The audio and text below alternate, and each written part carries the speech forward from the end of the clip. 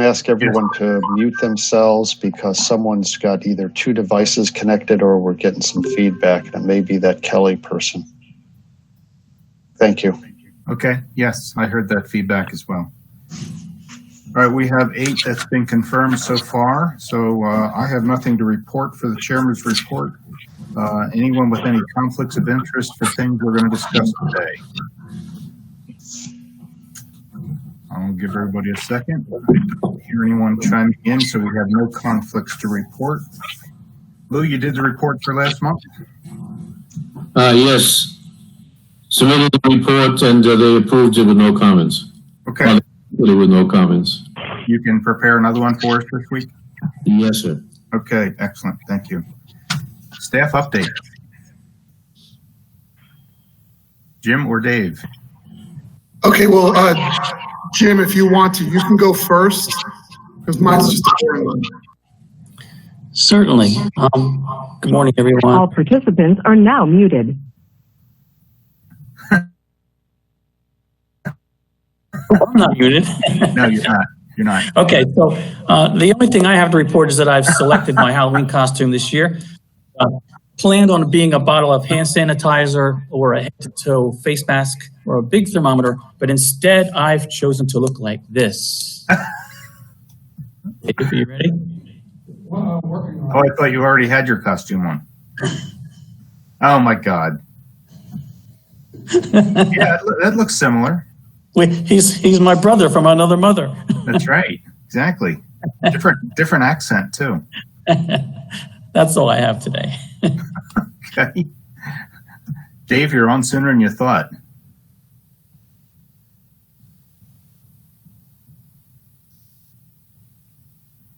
What happened there? We got everybody? Sorry about that. I'm going to try to put on my PDF. Does everybody see that now? Okay. Yeah, the CORCCORC inquiries? Yes. Yeah, and I apologize. We got a little bit of feedback. Jim and I are in the same room. Right. And we are while we are not now alone, we have one member of the public joining us. John Lokey's here. But I wanted to let everybody know just generally what we're up to. As you might notice from our agenda items this month, we're tailing off on the construction GMPs.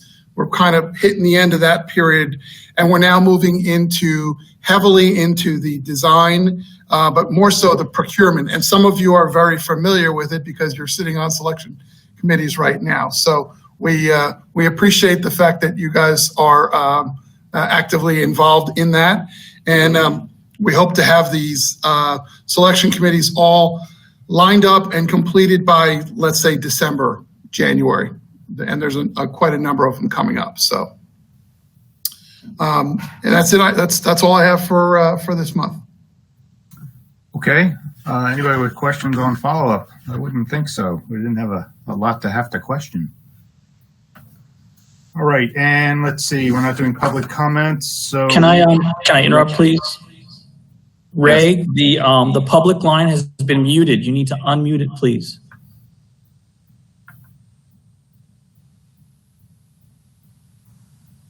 Okay. Let's go for a consent agenda. All right, FC1. I still wanted that one pulled. Anyone else for FC1? Okay. David? Yes, Frank. That long list of bid sheets that were at the end of the material that just got distributed, I don't know what category they come under. There were a bunch of handwritten bid results. Oh, that came out with the response from staff. Yeah. I want to talk about those. I don't know what category they come under. Dave or Jim, which were they under? It was the bid tabs that came out, I believe, from Messam. Yeah, it was PC2 and PC3. Okay. All right, Frank, then we'll wait till you get down. You'd want to pull PC2 or PC3, Frank, when we get down to those. Correct. Whatever ones they apply to. Okay, I will put Frank down for them PC2 to start that discussion then. So I'm the only one that wanted FC1. Okay, FC2, anyone? That's accepted. FC3. I still wanted that one pulled. FC4. That one's accepted. FC5. Yes, That was Michael. correct. Okay, and I also wanted that one. PC1. Okay, that's accepted. PC2. Yes. Michael, Gelfand. John, and Frank, and me. So we had a bunch that wanted that one pulled. PC3. Gelfand. Okay, I also wanted that one pulled. John also. John, okay. PC4. Gelfand. Okay. And PC5. John John. wanted it. I wanted it. Michael? Go ahead. Okay. Okay. Somebody give me a motion to accept the ones we didn't pull.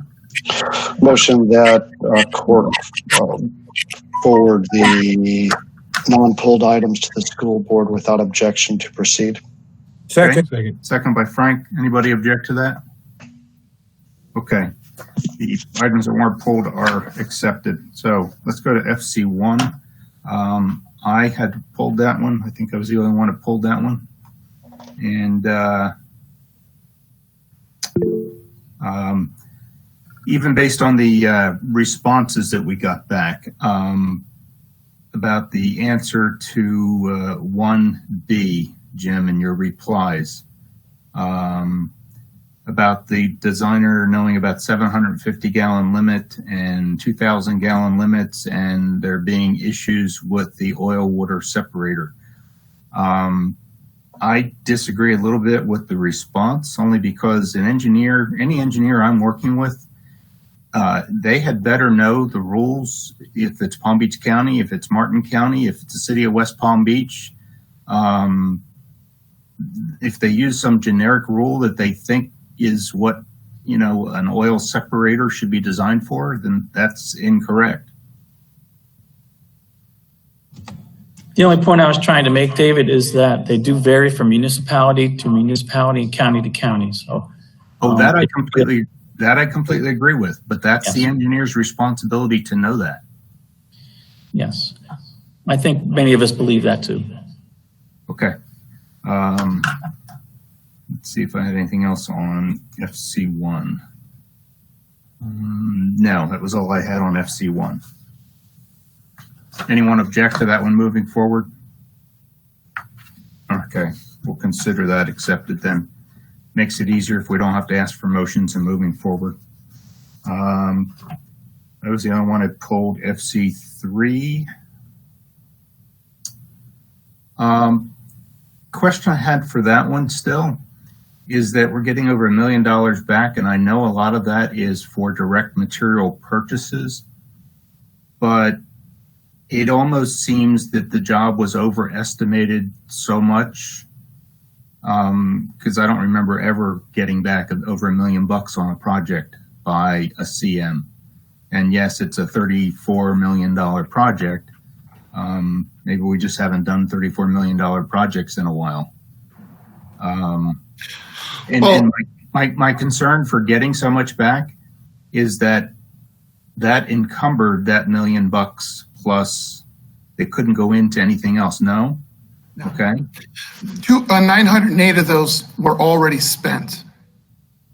908,000 of those of that $1 million was already spent. Okay. Direct owner purchases. This is simply a reconciliation, because the way our district works with the purchasing department, and forgive me, it's not a disparagement, but I don't understand quite as well how the purchase orders work. But the purchase order monies get withdrawn during the course of construction. And rather than doing individual change orders during the course of construction to pull that money out of the contract, we wait until the end of the project and reconcile it all in one action, taking $908,000 out. We've already spent that $908,000. So really, we're only getting back $200,000. Okay. The other facet that I just wanted to remind you of, the reason why there might be a little bit extra in this particular one is because this was the holding school that Glenn and Moss Construction and Harvard Jolly pulled it out of the mist. They started in November. The project literally started the design in November, and by mid-June, they had it ready for opening of school in August. That holding school effort took a little bit of stretching and trying to make sure that they validate everything after the fact. So we might have had some allowances accounted for here. Yeah, all correct. I don't have any problem with this one then. Anyone else have any issues with this to move forward? Okay, FC3 is unaccepted. We're down to FC5. I pulled it. Michael, you pulled it. Go ahead. Let's see, FC5. This is one with. This is the one where they have the problems with the city. Well, yeah, it's a city and it's the mechanical engineer. And I had some comments about the mechanical engineer. I've already talked to Dave and talked with Jim earlier in the week to try to develop a system that we can put a grading system together for our key consultants. And, you know, for the architects and the contractors that are listening in, understand that the PPE scores that the district maintains, which is your scorecard for how well you do, includes how well or how poorly your subs do and your consultants do, because it's only one scorecard. So select your subs and select your consultants wisely, because, you know, non-performance like we saw here with errors and non-responsiveness and a lack of very long delays in getting things fixed that shouldn't have needed to be fixed in the first place by the MEP are problematic and end up reflecting on, you know, a good architect's scorecard. So I think what I found out of all this, and I think staff's in agreement, is that we need to come up with a grading system that can just be between the building department and the construction department for the responsiveness and the adequacy and the knowledge and the code compliance of what we're getting out of the key engineers. MEP, structural, and civil would be the ones that I would go for, that can be graded by our staff as they work with these people. And it wouldn't be personal. It would just be, you know, a multiple choice type of thing. Each time that there's a pay app coming through, did they respond to code questions? Did they have so many code issues that it was like they didn't know what the code was all about? So they're my comments on this one, and that's the only thing I had that brought all this up. It's a shame we had the extra, but it was, yeah, I'll get to you in a second, John. But to me, the extra was something that was an omission. It wasn't like we paid a premium to get extra work done. It was things, unfortunately, that they really missed. No different than an architect not showing finished flooring for a whole project, and so the flooring doesn't get bid out. We're still going to have to do flooring, so we still have to pay for it. John, I'll get to you next. Michael, you had also pulled this, so go ahead. Yeah, I mean, you've covered the concerns that I had with what was occurring with the city. Was the city responsive to us, or were they throwing additional barriers in? Unmute yourself, Dave, I think. You go for it, Dave. Dave, you're muted. Okay, yes. Yes, in fact, while the city was certainly delaying us, and we to the point where we had to get our planning intergovernmental relations folks to work with us to get a meeting with the city manager and kind of expedite things. So yes, that was certainly a delay, and it definitely impacted us. But and so if this was strictly about that $28,000, yes, we would completely say, hey, it wasn't us, it was the city. We even had to get some of these outside people to help us. But in fact, the bulk of this, the $192,000, had nothing to do with jurisdictional delay. Dave, I appreciate your thoughts on the scoring and all. I'm just wondering whether that process is necessary if this is a one-off type of situation.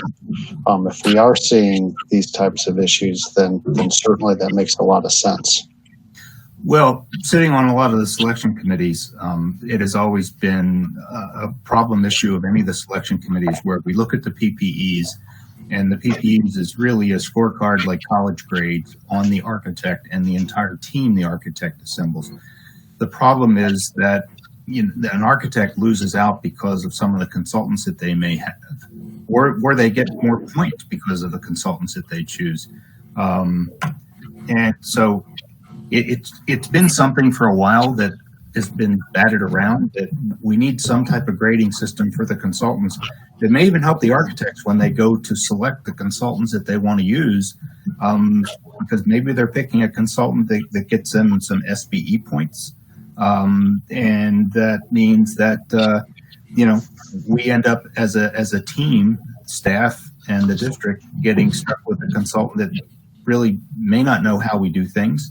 And so we end up with a problem. Dave. Yes, and to continue Mr. Porter's point, Mr. Gelfand, what we have found is the selection committee members that aren't our district staff employees, oftentimes they don't really know any of the backstory about what subs were bad or what subs were really great, what subs. So our challenge even internally has been making sure that my entire staff, there's 10, 11, 12 different people that might sit on selection committees. Well, some of them might have a bad experience with a consultant or a contractor. Our challenge is having to make sure that all the rest of them know that story. So for us, we're trying to come up with ways internally so that staff is familiar with other staff's feedback, their experiences, so that when any selection committee goes forward, everybody in the room knows the details about what's going on. That's where I'm in conformance with Mr. Porter's suggestion, because quite honestly, putting it on the form means that everybody gets to see it anyway. And I'm also doing something where I keep a log, a shared log, where everybody in my staff can see who's working on the other projects, who's their consultants, who's their contractor. So if they're on a selection committee, they can at least go and say, oh, look, Harvard Jolly has worked on this project with Angel. Let me call Angel up and ask him how they did. So we're trying to push for better communication internally in order to make sure that the selection committees have the best information we have. Michael, I can also tell you too, on some selection committees and even my discussions with some staff members from the building department, that RGD, the engineer in question here, basically took on way too much work. They were fabulous at selling their services to different architects, and they didn't have the manpower to complete the work. So they're just so inundated that they oversold and underperformed, and this change order is a reflection of that catching up with them.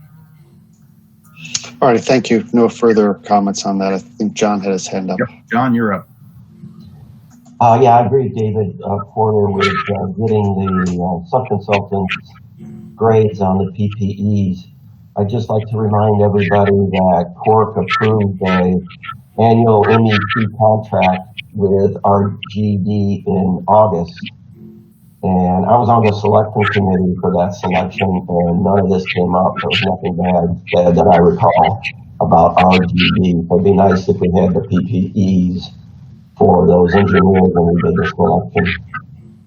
Well, and that's one of the reasons that I brought it up with Dave, and they were in agreement this past week for the same reason, because I've been on enough selection committees, and for whatever reason, some of the members of the district staff that have direct experience with, some of these consultants and the architects, they don't bring up that information that they have knowledge of, and they have to continue working with these engineers. So I understand they're between the rock and the hard place, because they have to continue working with the same consultants, and yet they don't want to badmouth them. They also don't want to get a protest called because of their comments. So now if we have an independent scoring system, it kind of fixes that whole process where, you know, if there's a mechanical reviewer from the building department sitting on the committee and we all have the forms and we go, whoa, why is this engineer's score so low?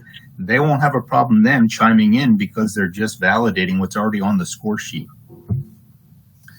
So anyway, maybe the only good part about this whole RGD thing coming up is that it pointed out that we need our own scoring system for the consultants. Okay, anyone else with objections to FC5 going forward? I had a comment, Dave. Yes, I'm sorry, Lou. When I looked it over, I recognized the school was originally built in 1964, and I wasn't sure what had been modernized, what had been approved, and whether this was a piecemeal fix, because I was amazed at the amount of electrical work that was being done. I got answers back from Jim that kind of satisfied me, but I felt it was kind of no context for what was going on in terms of the total package. In other words, are we shortchanging the school and not fixing everything, or are we just fixing specific items? And I couldn't differentiate what we were accomplishing with the overall change. Yeah, I was okay with that only because the aerial photographs that Dave has showed us for progress on this project shows basically sand for a site and 2 remaining buildings. And so I thought to myself, okay, this is a brand new electrical job, and we're going to then rewire the 2 buildings that are staying there. So it's basically like building a brand new building. And to have that many kind of errors and back and forth on a brand new building, that to me was unacceptable. Okay, Lou? Yes. Okay. Yeah. All right. Any objections to FC5 going forward? Any other comments? Okay. Let's go down to PC2. Frank, you wanted something on PC2 and 3, so go ahead with those if you want to go. I had also pulled that.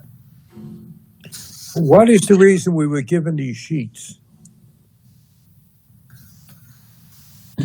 Jim or Dave? I have provided them because they were requested by other court members, Frank. And basically what those documents are the bid tabulations from when our consultant, our CM, opened the bids for us. Well, I look at them and there are some wild discrepancies on some of the bids. I look at an awning bid and there's a bid of 6,000 and everybody else is over 100,000. I look at another bid and is cleaning 10,000 and 45,000. And in all the years that I worked, I know when I see discrepancies like that in bidding, there has to be a reason. I'm looking at another one and the bids range from 140,000 to 734,000. Because there, people were bidding pieces of it and other pieces, so I'm not sure how much it could be compared. Then I look at a painting bid, and there's one bid of 55,000, and there's 100 painting trucks running around the streets. And I don't understand how you could have an item of painting and not be able to come up with 5, 7, 8. I also don't understand resubmit, which is, and my feeling is if somebody's going to look at these, they should at least be accompanied by an explanation. I see roofing bids that vary from 300,000 to almost 800,000. And to me, there's something wrong when I see that. There's something in the scopes and the understanding, and that if you're even going to put that on paper, it should come with an explanation. Dave? Okay, well, as Jim mentioned, we were specifically asked, did we do bid tabs? Were there bid tabs? We presented them. Now, as you know, we try to give you as much information as possible, but we also don't necessarily, what's the phrase? We don't show you how the sausage is made. There's a lot of things that we do that our staff does, that staff sits in on bid openings and bid evaluations and goes through the details with the contractors. So that when we recognize prices, like for example, you made a comment about one bid was really low, some bids are really high. We're in a challenging market right now in that there's a lot of work out there to be had. And there are certain trades that we're finding that are so darn busy that it doesn't matter how many painting companies you have seen, we're having challenges getting people wanting to come to bid on them. And when we do get them, sometimes contractors, I'm not saying any of the ones that we work with, but some of the contractors are putting in bids that are wildly high because their attitude is, well, if they desperately need me, I'll gladly get paid twice as much and not do another job. So we recognize that there's going to be lots of variations in these prices, but we're also not doing this blindly. We have a CM contractor who's basically evaluating each and every discipline bid for what they know. That's their expertise. We also have a third-party in-house estimator who also has a good basis for how to establish the fair and reasonable prices for each of these disciplines.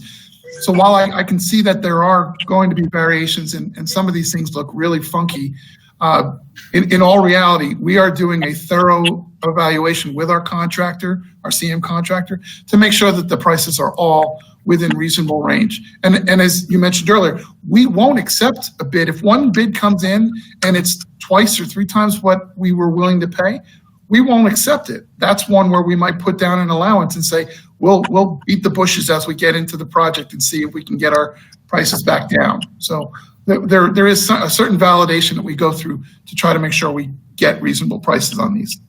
Well, one of the reasons you want more than one bid is to catch a problem.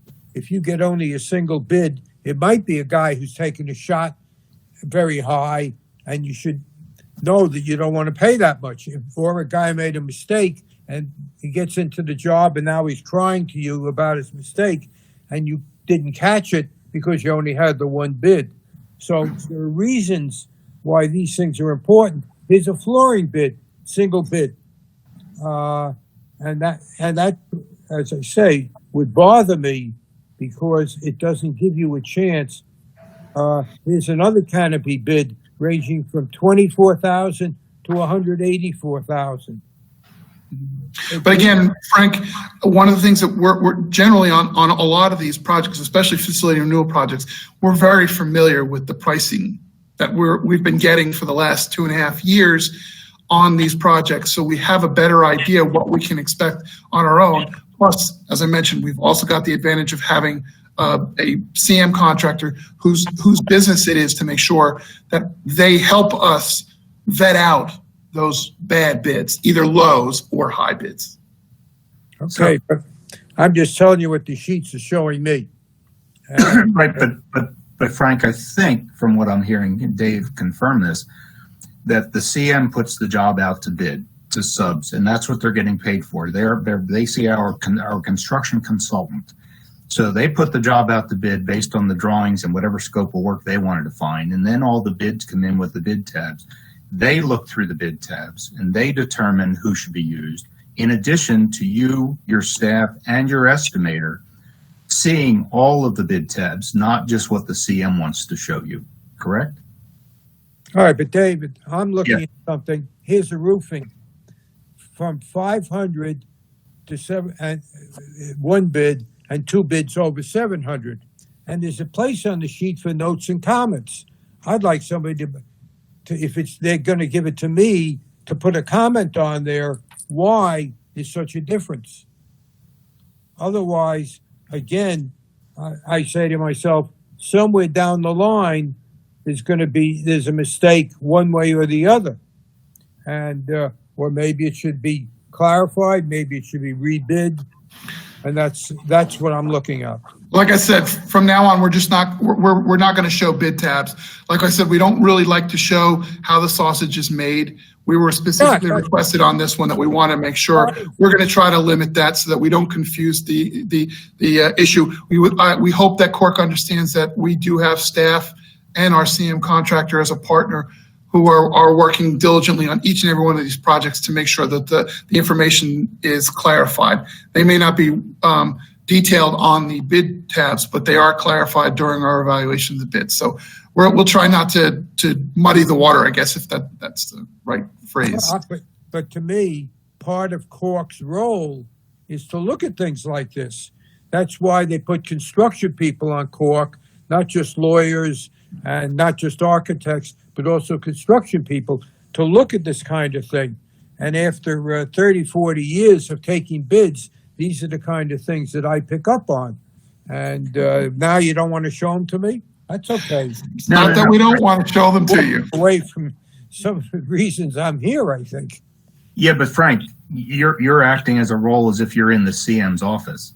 And basically, if you looked at these numbers wouldn't get out to an owner when you're putting a final bid together, because you'd be picking the bids that you want. And that's what the CM and staff is doing, because the final number we're seeing is meeting the GMP, and that's the goal. And so obviously somebody is not taking all the high bids of all the individual bid tabs that you're seeing and throwing that number at us, because the GMP would be double what it needs to be. So I think because you have that knowledge, and I agree with you, there is a big variation, but that's kind of like not for us to have to worry about, because that's why other people are getting paid to look at that. And it does just confuse things, because we're not in the contractor's office. That's what they're getting paid to weed out. Okay, but David, when we presented prices to an owner, we would show them what the spread was. We would talk to them about why there might be a variation. Right, and the CM is doing that with staff. But we represent the owner also. Remember that. Yeah, but the owner is really staff at this point. The owner is the construction staff. And the CM is doing exactly what you're saying, is they are presenting all the bid tabs to the owner, and they're sitting down and going, okay, well, I don't know why this guy's so low. I don't know why this guy's so high. And they're picking the right sub that they know they can get the job done, just like you would do when you were in business. You'd pick the right sub, even if it wasn't the low guy. The low guy might have been so low, it was just like, okay, this gets thrown out because I don't know what this guy's smoking. Oh, I understand all that, but I also don't understand why in a number, HVAC, painting, tile work, a single bid. That doesn't make sense to me. Well, again, it's the same thing. I'm finding in my own business. I mean, I can't get contractors to bid on work right now because they're just so busy and they're booked out so long that they just said, sorry, I can't bid any more work. So when you squeeze a guy enough to get a bid out of him, you're going to get a bid out of him. He's just going to wing the number. I understand that, but I just don't think it's that busy in those areas. Oh, it is. Take my word for it. Just in my small practice, I'm turning 2 to 3 jobs a week down because I can't book out that far. I haven't seen anything like this in my 39-year career as to what is happening right now with people wanting to do construction projects. Okay. So, all right. Anybody else with PC2? John? Yeah, I pulled PC2 and PC3 if I could address them both at the same time because they're pretty similar. Yep. But on PC2, this is Jupiter Elementary School. It's a $2.7 million renovation project. And the GMP that was included with the documents, it said no bids were received for drywall, lightning protection, and fire alarm, and 2 others. So there was about $300 and some thousand in no bids. And when I asked for an explanation, I was told that that was because of COVID-19, that several businesses were closed. And if that's the case, I think it should have been disclosed in the contractor's qualifications and clarifications, and to advise us what the plan is to cover that work. I looked at the schedule, and the notice to proceed on this project is November 2nd, 2.5 weeks away. And that same schedule shows that the fire alarm work begins on November 7th. So how can we approve a GMP when the contractor has no idea who's going to be doing the fire alarm work that starts in a few weeks? And it's similar on PC3, which is Pahokee Elementary School. But on that one, there was $500,000 in unbid work, again, including the drywall and the fire alarm. Fire alarm alone was $350,000, I believe. Yes. On this particular one, the fire alarm was not shown on the schedule, so I'm not sure what happened there, but the staff explanation was the same, that businesses are closed and they couldn't get a bid. And again, I think it should have been included in the qualifications and clarifications and tell us what the plan is to cover that work. And one final point about not getting bids. PC4, I believe it is cast at South Olive Elementary School. They didn't have a problem getting bids. And last month we awarded, I forget what the project was, Plumosa, I believe, was Celtic. And they didn't have any problem getting bids. So I don't understand what was the problem with these two. And that's my comments.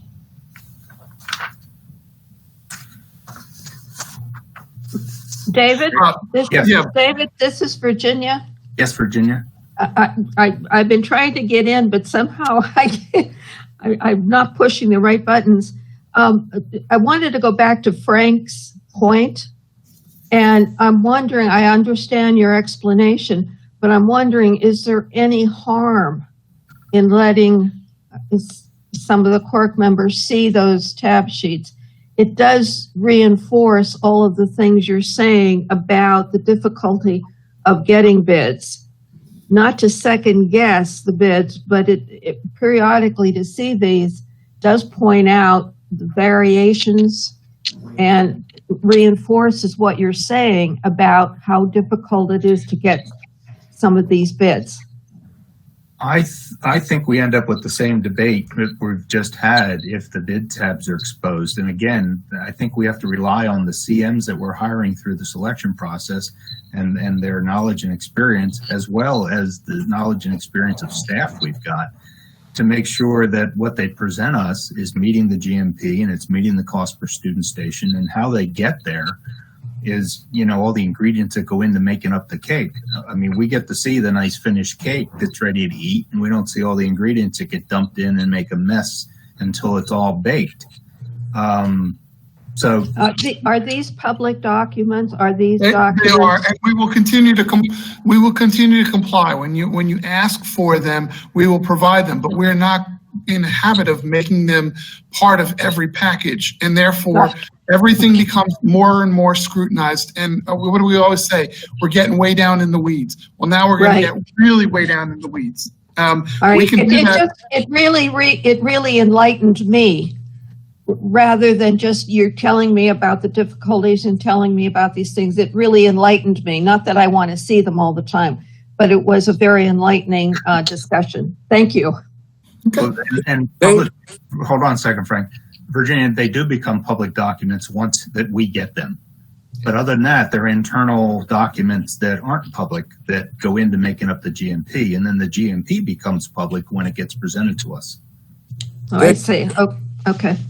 When we get a presentation, even if it's just a book from a CM, one of the things they make a big deal out of is they usually have some important person, half the time it's the owner's wife, who's supposed to go out and find subs and find, contractors, particularly small business and all of that.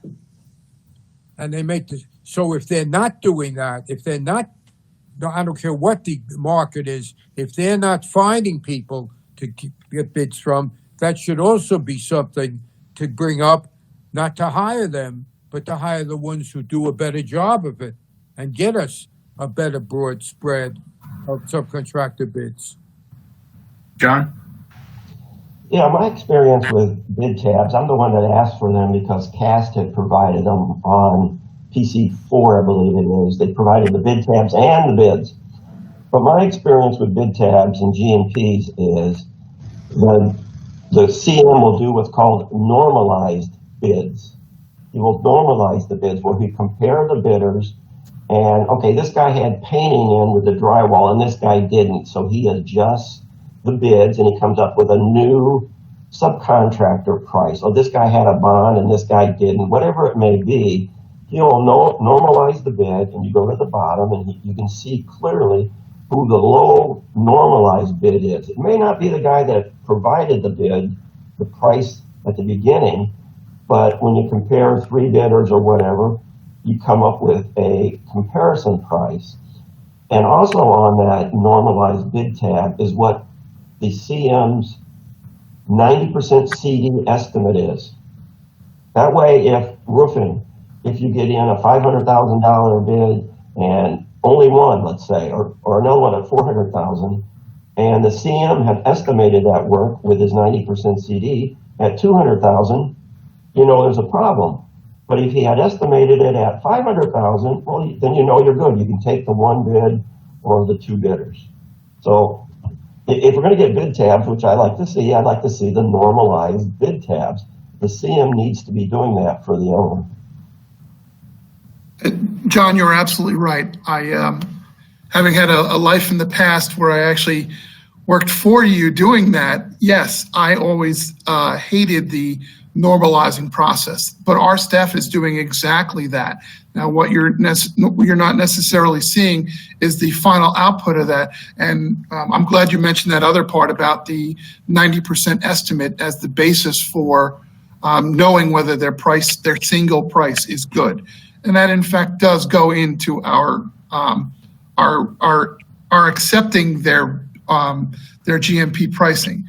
Because as you said, if their 90% estimate for roofing said 500,000 and our third-party internal estimator says, yeah, 500,000 is about right, and we only got one bid and it was at 450 or 575, we'd say, yeah, that's probably a good bid. We're okay to accept that as a bid, or if we felt we had to, we can go with an allowance. But we appreciate where you're coming from. We'll look back into it whether we want to have a normalized bid included in all bid packages. It's just not commonly done at the school district. As far as the formal submittal, again, it's the how the sausage is made part that doesn't normally end up in the bid package. Even when I worked at the county, it wasn't normally part of the bid package. They had to send it in separately, and I had to sign off on every sheet from every discipline to say I agree with the way they went about it. So, Dave, I do think what this discussion has brought up is when we get a GMP, and if there's only one bidder, or if there's a bunch of allowances, I think both have to be better explained by the CM so that it eliminates half our questions. If they only got one bidder, show us the bidders that were actually interested and they just somehow couldn't squeeze it. And on Frank's point, I have been on lots of selection committees with CMs where they will bring in a separate sub-consultant that's an outreach person to go out and get minorities, get SPEs, find subcontractors. And I'd like to know follow-up wise if the contractors that we're getting a bunch of no bids from and they're throwing a bunch of allowances in, or they're getting a single bid, whether they were awarded the contract and part of their team was an outreach person. Because in that case, it's something for district to look at and really reflect on the PPE scores of that CM to say, I'm sorry, you were selected and you were supposed to have an outreach person and you're not doing your job. Right. On this project, there was no requirement for a formal outreach on it, but Messam, as a smaller business, they are tapped into the community that does have they're developing a really strong network, especially in working with our Office of Diversity. They play a big role in that. They've helped a lot of contractors, including Messam, to make sure that they connect with a group like, let's say, an Ann McNeil. Ann McNeil's company is excellent. They're really good at reaching out to other pockets that are less tapped than the normal tracks. And I know Messam did in fact do that. So while I did have challenges on these bids, it's not for lack of trying. I know they did do a number of bids and rebids on those disciplines. The other thing too that we should be told too, we're whacking this particular contractor for maybe not getting enough bids, but maybe they weren't given enough time. Maybe the drawings were late. We just don't have that information yet. We're focusing on one particular item that may have a whole backstory to it, and we're blaming the wrong party. But as a go forward, I will take your recommendation as something we'll start trying to work into our GMPs with our CM contractors and say when they do have those single bids or no bids, that we get a better explanation and put it in our qualifications and clarifications, just so that there's some sort of reference that you all can see that a fair and reasonable effort was made in trying to get a good price on that. Right, and as you and I talked about the last couple of days too, when a contractor puts an allowance in there, I think there's 3 or 4 reasons that we should be told why that allowance is in there. It's in there because they couldn't get a bid. It's in there because the district staff suggested they put that in there as a placeholder to cover work that really wasn't even defined yet. Or whatever other reasons you come up with. Because again, that just eliminates questions, and for historical purposes, we're then not looking at, that contractor as being incompetent to get bids. So he threw in a bunch of allowances. I mean, I've had contractors before and 3/4 of their bid are allowances. And it's like, okay, well, I could have told the owner what the job was going to cost. I didn't need the contractor to tell me a guess. Yes, well received. As we talked about, Mr. Porter, the other day, we talked about making sure that we kind of establish criteria, on allowances, whether district has given direction and said, don't worry about it, take my word for it, you're going to do $75,000 worth of patching on that roof. That's something that we could go for. As you mentioned earlier, undefined scope, no bidders, some of these things, incomplete drawings.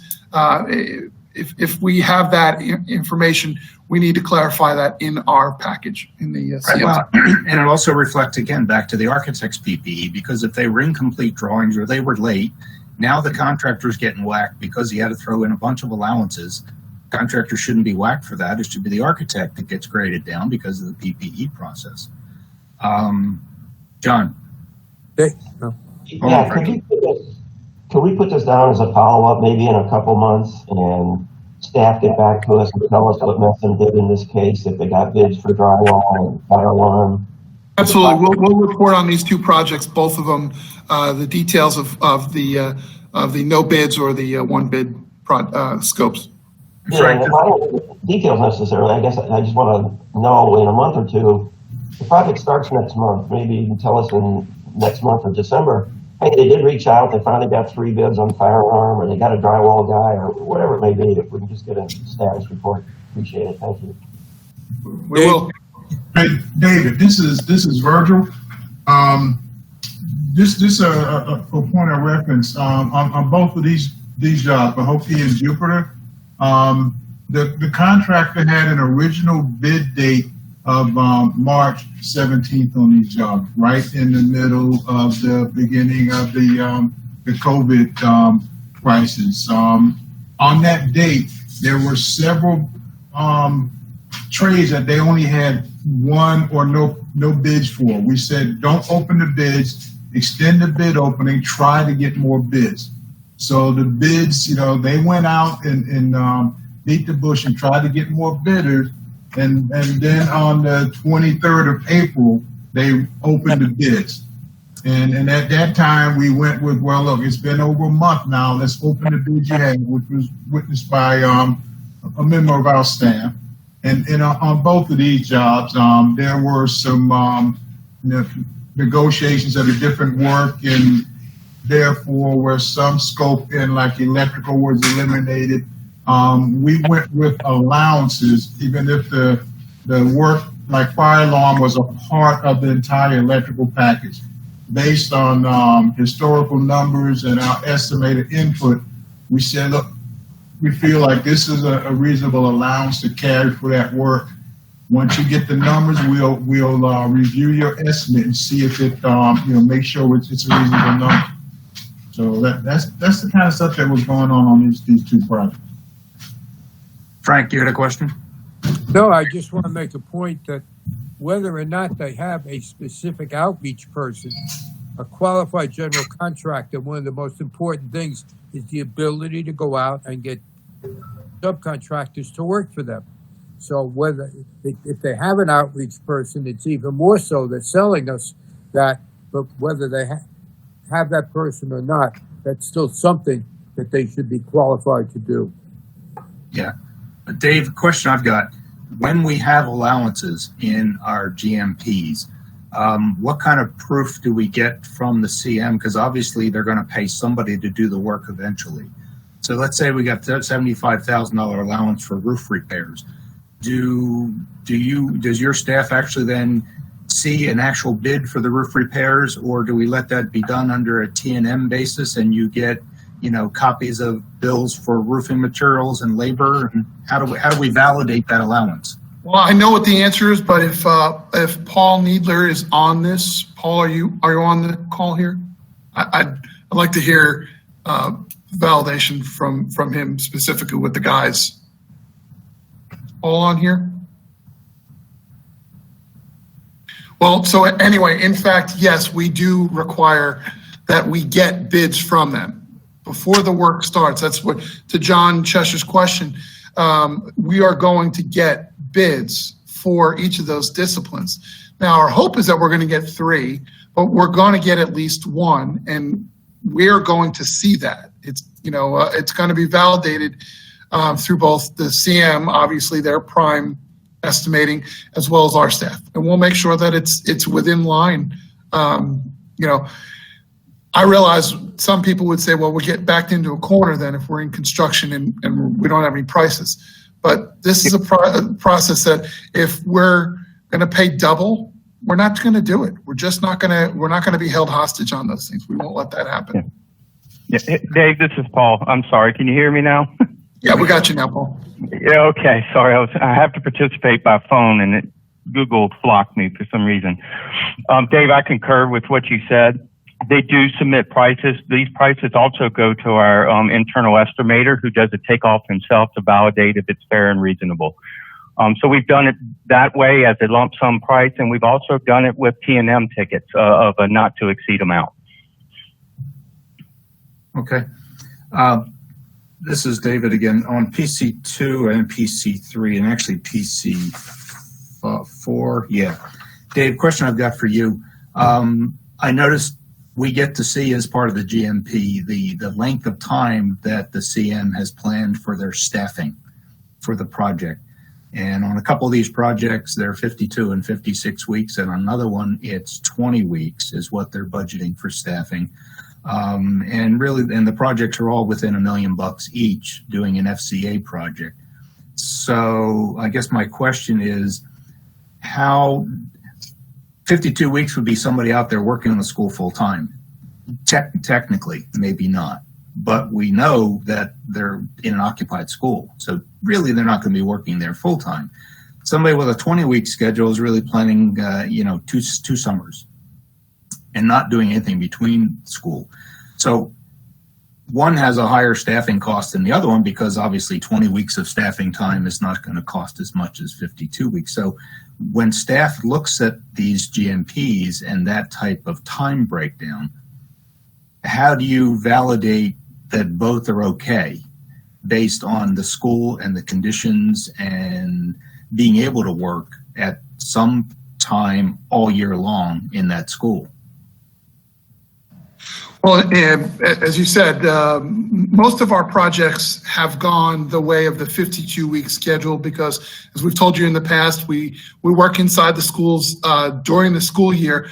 Some principals will give us 2 or 3 classrooms at a time that are empty, and we can work in those and get those completely done and turned over so that the students get the benefit of a brand new classroom, better learning environment in September, October, rather than waiting until the following summer. So we tend to go in that 52-week route. We have I guess we'll call it the outlier. We're going to let this contractor give this a try at the 25 weeks 2 summer program. What it means is that they're not going to work in the schools during the school year. We're a little bit concerned about the concept of what happens if, like, for example, this summer right now, that contractor is slightly concerned because normally we would tell them you've got about 8 weeks of summer construction. Well, due to the end of our school year this year being 3 weeks later and the start of next school year, presumably starting at the normal time in early August, that cuts them down to 5 weeks. How are they going to get all the work done? So there's a little bit of a challenge. If the contractor says, I've got this, I'm going to be able to handle it, we'll let them take the chance and do that. But we're more comfortable with the idea of doing the work all the way during the course of the year, whether it be during the daytime when they give them a classroom or even working nights or weekends. Some contractors have taken the choice of working during the school year and work only on the weekends, but work double shifts. Because they get a lot of work done Friday afternoon at 3:30 all the way through to Sunday night, and then they don't have to work as much during the week, but they still have that same level of staffing. One of the things that we discussed earlier this week was, regardless of the manner in which they go about it, because we generally try to not dictate means and methods to the contractors, unless it's going to be a clear violation to the operation of the school. We'll let them try, but the reality is we're watching the whole time. We may not necessarily have a staffer that's out at the school 5 days a week to see, is there a superintendent working there for that entire time. But we know, because we have at a minimum twice a month or every 2 weeks OAC meeting. And at that, if nothing else, at that point, there's a clear validation of what's gone on over the last 2 weeks. Did you really do anything? Did you have the staffing that you're claiming you're using? Did you actually do anything, or did we lose out on something? And on the flip side, you of course know when they've done more than you would have anticipated. So I think it's a wash, but it's ultimately our staff's responsibility to maintain that the contractors are doing everything they're supposed to be doing, the process to ensure that they get the work done on time. Okay. Understood. All right. Start with PC2. Any other comments, questions? If not, does somebody have a motion to let PC2 go forward? I've got a question on PC2 here, and actually it deals with PC 3 and 4 also, and that deals with the question of the deferred work or lack of the deferred work. I guess the first question is what type of forecasting do we have for funding shortfalls? Dave? I'm sorry, I'm having challenges. I'm working without a mouse, so the laptop's tough. As far as, I'm not sure I follow completely, Mr. Gelfand. On the specifics of the Jupiter roof, is that the one? I know that's the one where we said we deferred the rest of the work for a later time for additional funds, and we're only doing a $75,000 allowance to patch the really bad areas. We know that the rest of the roof can last longer. So the description on PC2 includes a statement that the, where is it here? We're concerned for an expected shortfall of sales tax, etc. Developed a prioritized list of critical scope items. And then here there was a deferment of a portion of the parking lot asphalt replacement. And then on PC3, we have the same type of introductory statement, and there's a substantially larger list of items that are being deferred. On PC4, don't see that at all. So I guess the first question is what type of and what forecasting do we have on shortfalls at this point? Well, we have a clear understanding of this. Remember, months back we introduced to you the concept of the prioritization: cool, safe, dry, bright. Those are our primary focuses on the sales tax referendum. Our intent is to get everything done, everything that was on the referendum list for each school. But when we know that there are going to be shortfalls, the economy had heated up, the construction market heated up, we knew that we were going to end up having to pull back some items. And so we prioritized the cool, safe, dry, bright concept. That was cool air conditioning, safe security and CSIRs, dry roofs, windows, that kind of thing. And bright was classroom lighting. So we prioritized those, and some of the other items may be left off of the scope. It doesn't mean that we don't know that they exist or that we aren't looking back for additional money. There's always the thought that as we get further down the line on the sales tax referendum, we might find that we don't in fact drop off. I don't want to put Leanne on the spot right now, but I know that we're watching very closely the recovery from our downturn. to try to make sure that, because we were reporting at much higher levels, 115% of projections. So we would have money later on to come back and do those lower prioritized items. Leanne, I see you popped on. Yeah, I can just let you know the last sales tax numbers we got, which is for July, that came in late September. We haven't received, it comes in around the 25th, 26th of each month. So we don't have August yet. July was at 93% of projections.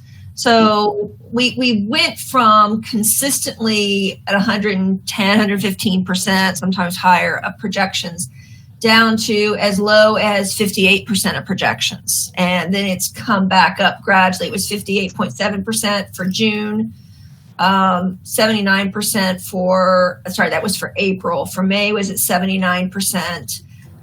June had a quarterly payment in it. So it looked a little, but without the quarterly payment, it was about 90, and then about 92, 93% for the last one. So it seems to be recovering very quickly. Which is great. We went from 115% overall down to about 113%. So I'm still worried that, if we get a round 2 of virus over the winter, we still could see something happen.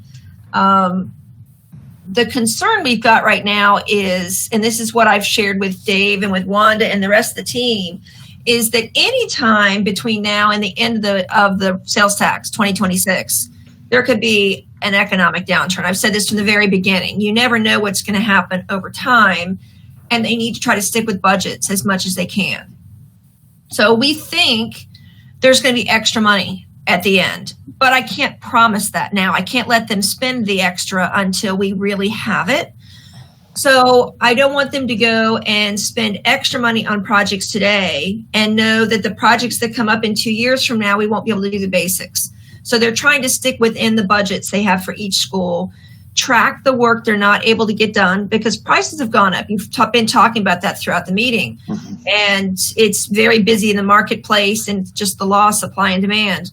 So they're keeping track of the things they're not doing right now with the hopes that when we get to the end, if we really do end up with 113% of projection or 115% of projection, that's another like $200 million that we can use to go back and pick up these things that are not quite as critical. So they came up with that phrase, cool, safe, dry, bright, or I think it's 5 years, things that are expected to fail within the 5-year window. Do those things now. And everything else, it's on the list. We still want to do it, but we want to make sure we at least get the basics done for every school so that if we do run short, every school gets the basics. And then at the end, we circle back with, there is this much money left. Let's go fill in the gaps and start doing all that other work. Thank you. That's the project. What type of target percentage are we looking at to hold back on these projects now? Well, we're not holding back anything. The money that's set aside for the project is what we're spending on the project. It's not like if a school was on their referendum list was given $5 million for all the scope, that we're only going to give them $4.5 million. We're spending all $5 million. And in fact, as mentioned, elevated prices, we're finding that $5 million isn't going to cover everything. So that's why we are prioritizing those items in the hopes that maybe in the future, if we really would have needed $5.5 million for that school, maybe in a couple of years when we all feel more comfortable that we're getting to the end and we'll have a reserve, we'll go back and do the extra $500,000 worth of work to get that school complete and whole. Right. We've not asked Dave or anybody to cut budgets, to leave it as it is, because when we went through with the updated projections on the sales tax and said, I did a worst case scenario that we lost 40% of sales tax revenues for the rest of the program going out to 2027, which I don't think is realistic. But if it were to happen, the shortfall would fit within the sales tax reserve that's still in place. So we said, just don't use that reserve. Keep going as you've been doing. Use the budgets that were originally set up for the schools. And if we have a shortfall, it should fit within that reserve. So hopefully we end up with at 115% of projections. So not only do they get to go back and tag the rest of the sales tax reserve, which is about $49 million, they'd also have an extra $150 to $200 million that they can use to finish up everything on the referendum list. So in other words, then on PC2, they are getting the originally projected sales tax funding, Yeah. and the additional extra, the excess cost that we are now experiencing. That's what's causing, for example, here the paving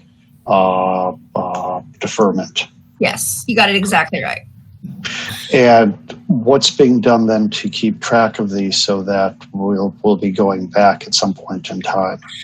Oh, it's Leanne driving me absolutely bonkers about making sure that I document every single last item on every one of these. You'll notice that each one of these agenda items, there's a whole blurb in there about what scope items are not included, because we want to be very clear and open and not trying to make it seem like, oh, well, we're doing a lot of stuff, don't worry about it. We're being open and telling everybody, these are the items we didn't do. We are making sure that we're keeping a track of everything, because even if there isn't a future referendum or a future source of money, we still need to focus on the fact that all of these scope items that aren't getting done have to be prioritized in some way or shape in the future.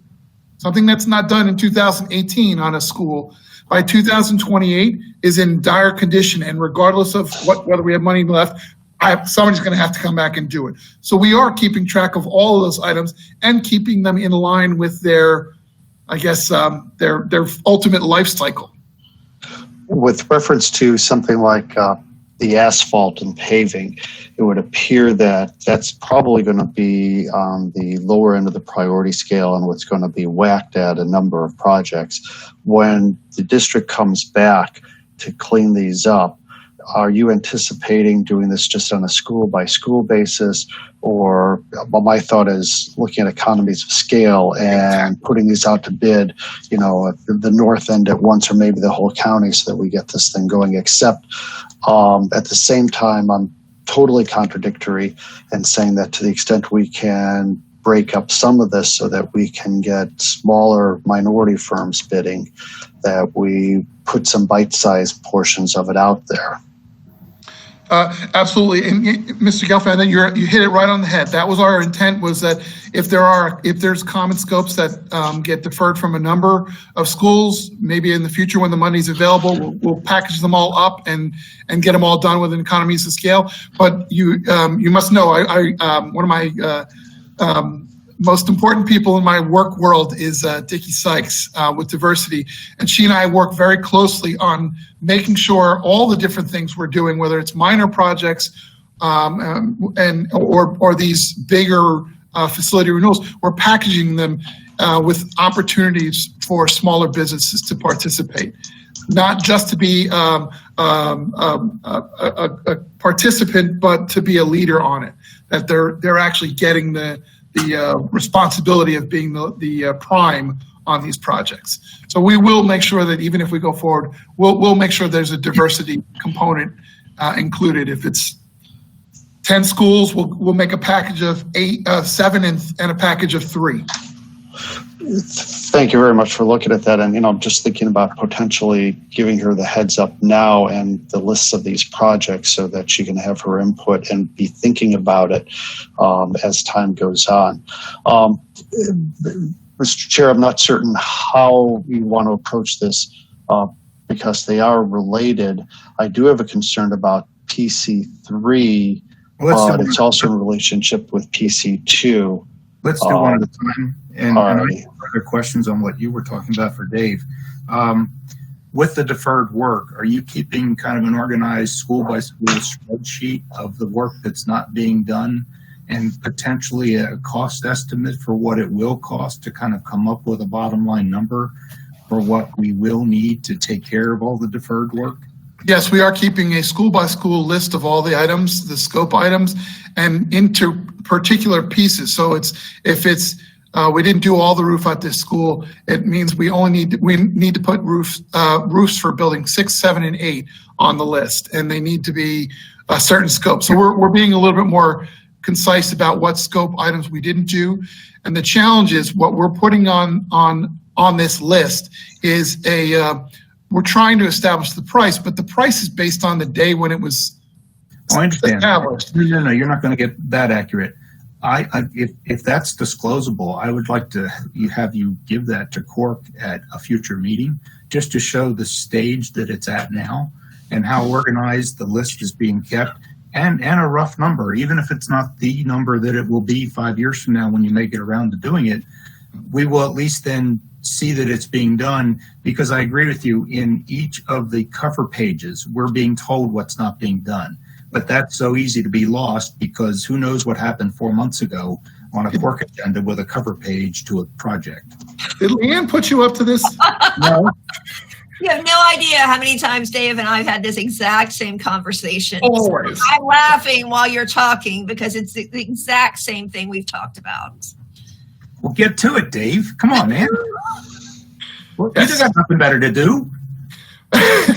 We are keeping track of it. It's a question of trying to establish dollar values based on current time versus future need, what it's gonna be like then, whether we're gonna have to do a whole new facility assessment, at some future date, or we're trying not to do that. We're trying to establish the scope, knowing that the dollar values are going to change over time. Then don't even put the dollar values on there. Leave that column off. No, I'm serious.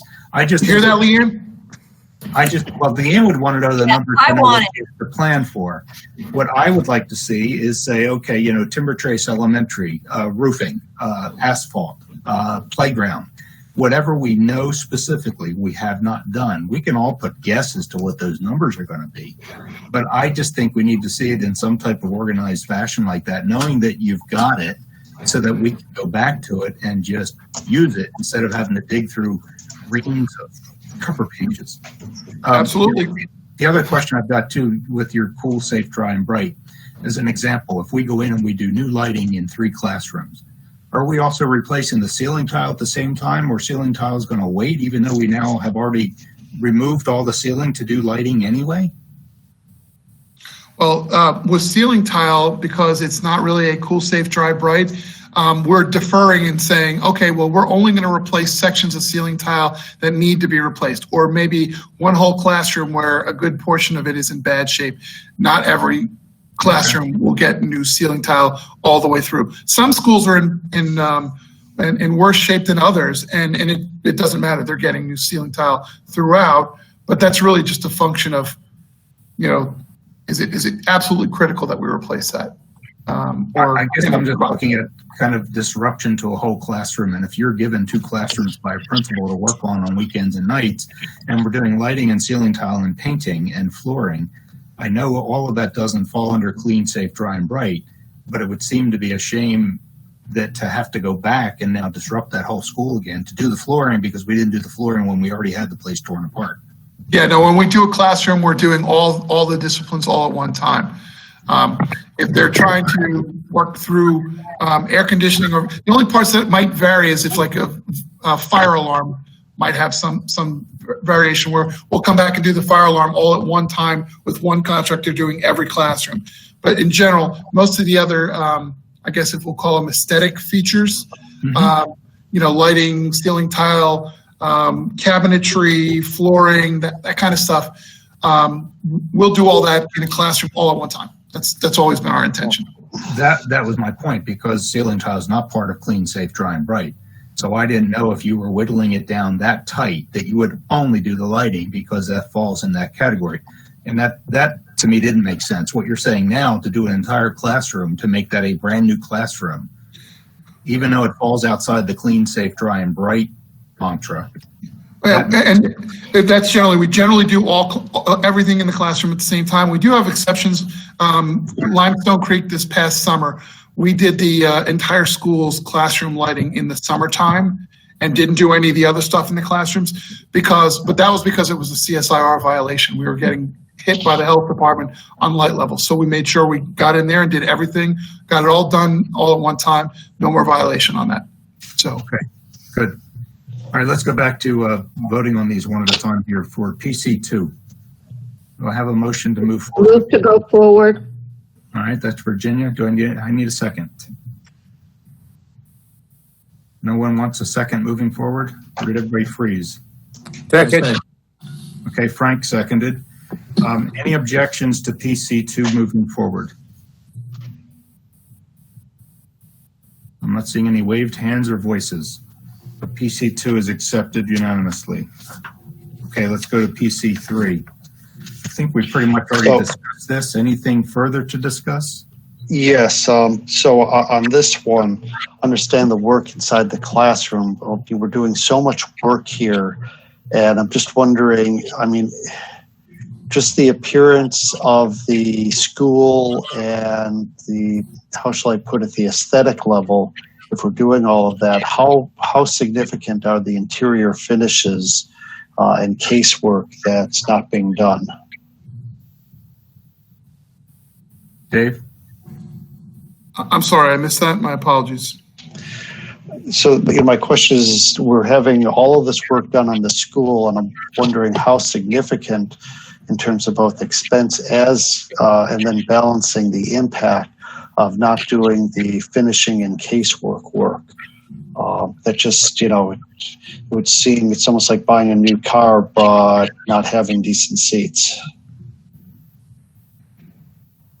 Well, and to date, we've not had a school where we couldn't do the classrooms that needed upgrading. If you want to call them aesthetic appearances, the flooring, if they needed it, if it was they were in a bad condition that needed full replacement. We haven't had a situation where we couldn't get all of the work done. Cabinetry, as you know, and Leanne will yell at me if I don't identify this, we're not allowed to do painting inside the classrooms.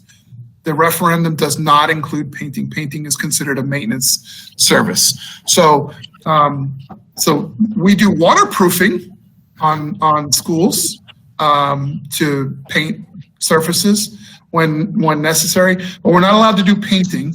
But we do all the other improvements, the flooring, when they're necessary. So we are trying to make sure that every school gets them where they need them. And every school is getting lighting generally across the board. If they haven't already gotten an upgrade, they're getting new LED lighting now. I'm not certain You need to paint the inside of the exterior walls, and then we can cover it under waterproofing. Yes. Go ahead, Michael. That's where all my painting budgets come from. It's all waterproofing these days. It has, but I'm still somewhat at a loss at where the threshold is, because I just don't know how the presentation is of the classrooms with this work is not being done, and it otherwise was deemed necessary or something that should be done. Well, again, we're prioritizing, and in fact, some of those things we'll twist them and say the flooring in a particular classroom is a safety violation. It needs to be fixed because they're now broken tiles and it's a trip hazard and whatnot. So we'll qualify those to stay within our rules, and yet not in every classroom. So there's always a budget or scope evaluation against the budget at the beginning of these facility renewals, where we're evaluating each and every classroom to determine, these 5 classrooms really don't need new flooring, but they all need new lights. So just because a classroom doesn't get new flooring now, it's because they didn't quite need it.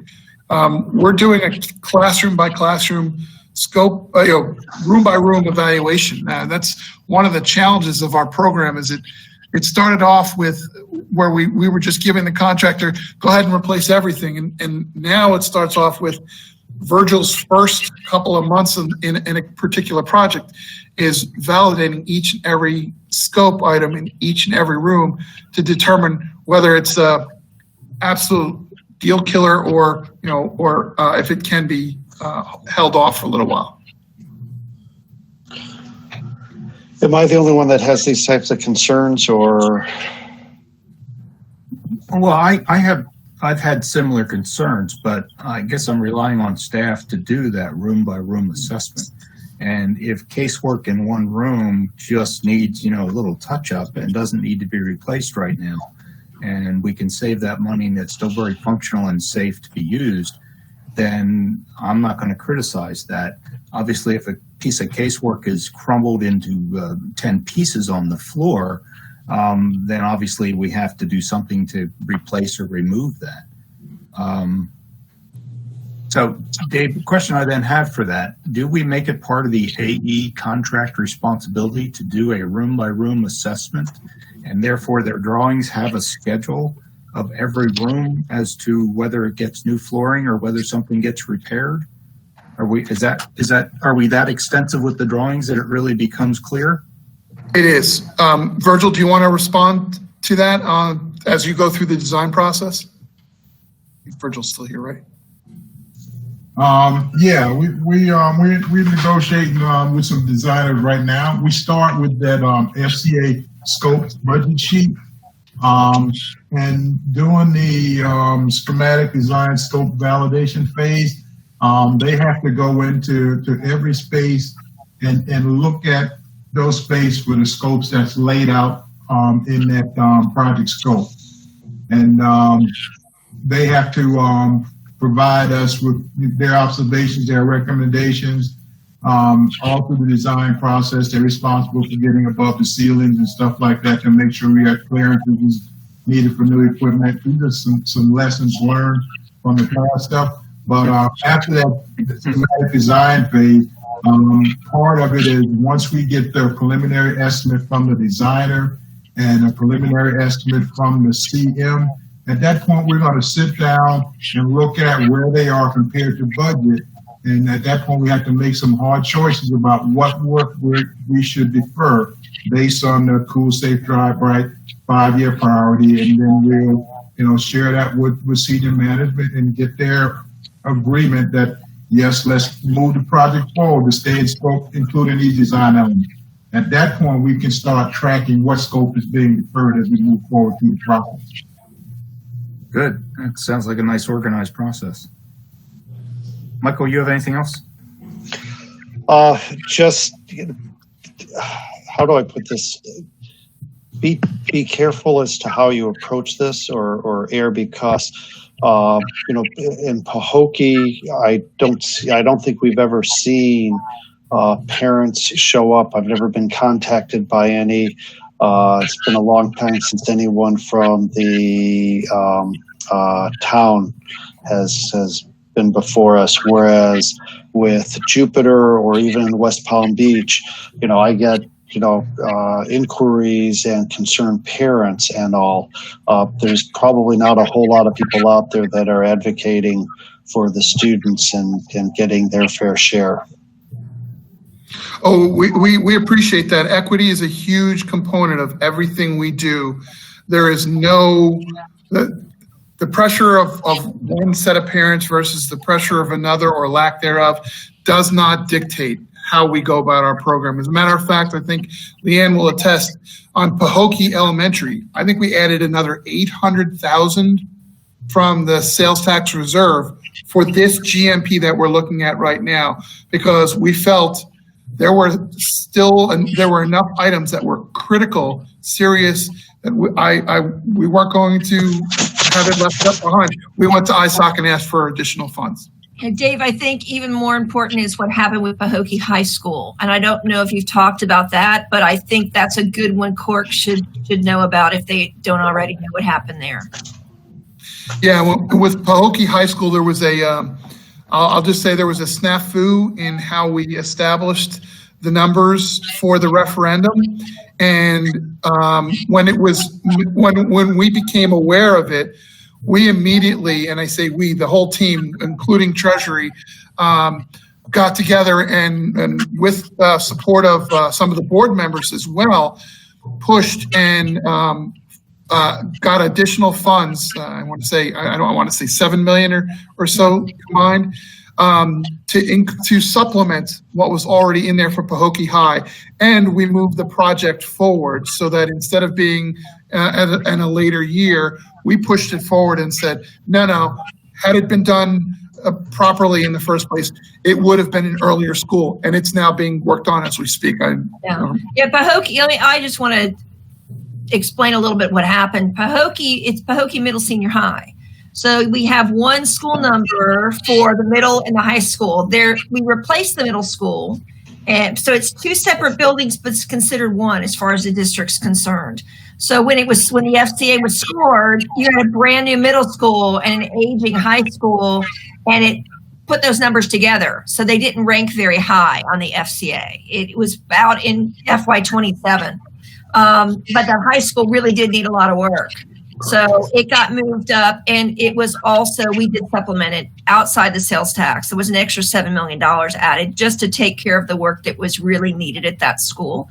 So one of the reasons I bug Dave all the time to keep track of the things that are missed is at the same time we've got the sales tax, we also increased the money in the budget for maintenance starting in FY23. We did that when the referendum first happened.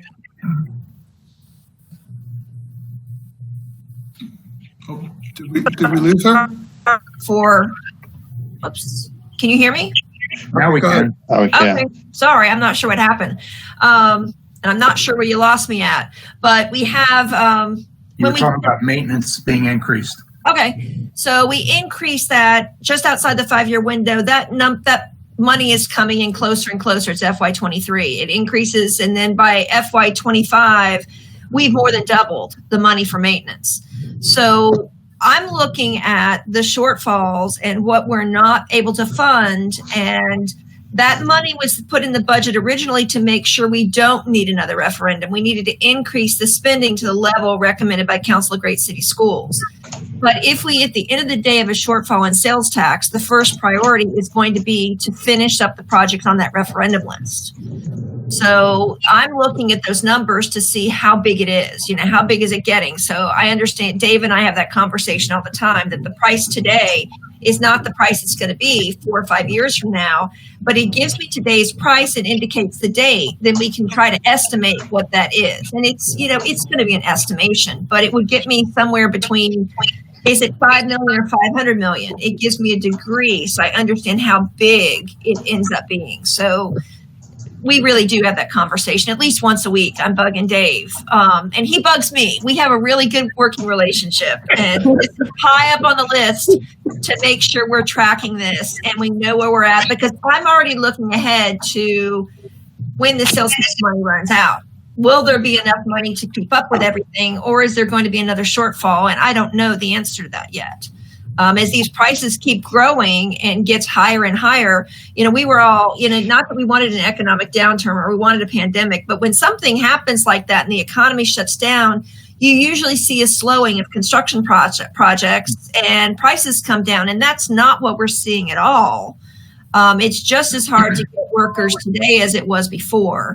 So, it's something we're paying attention to and trying. And I know that not only do we have the sales tax referendum coming up, that's it's 2027 when that runs out, but we have an operating budget referendum that's going to happen before that, and then a second one. So it's very important that we can go to the voters and say what we did last time: promises made, promises kept.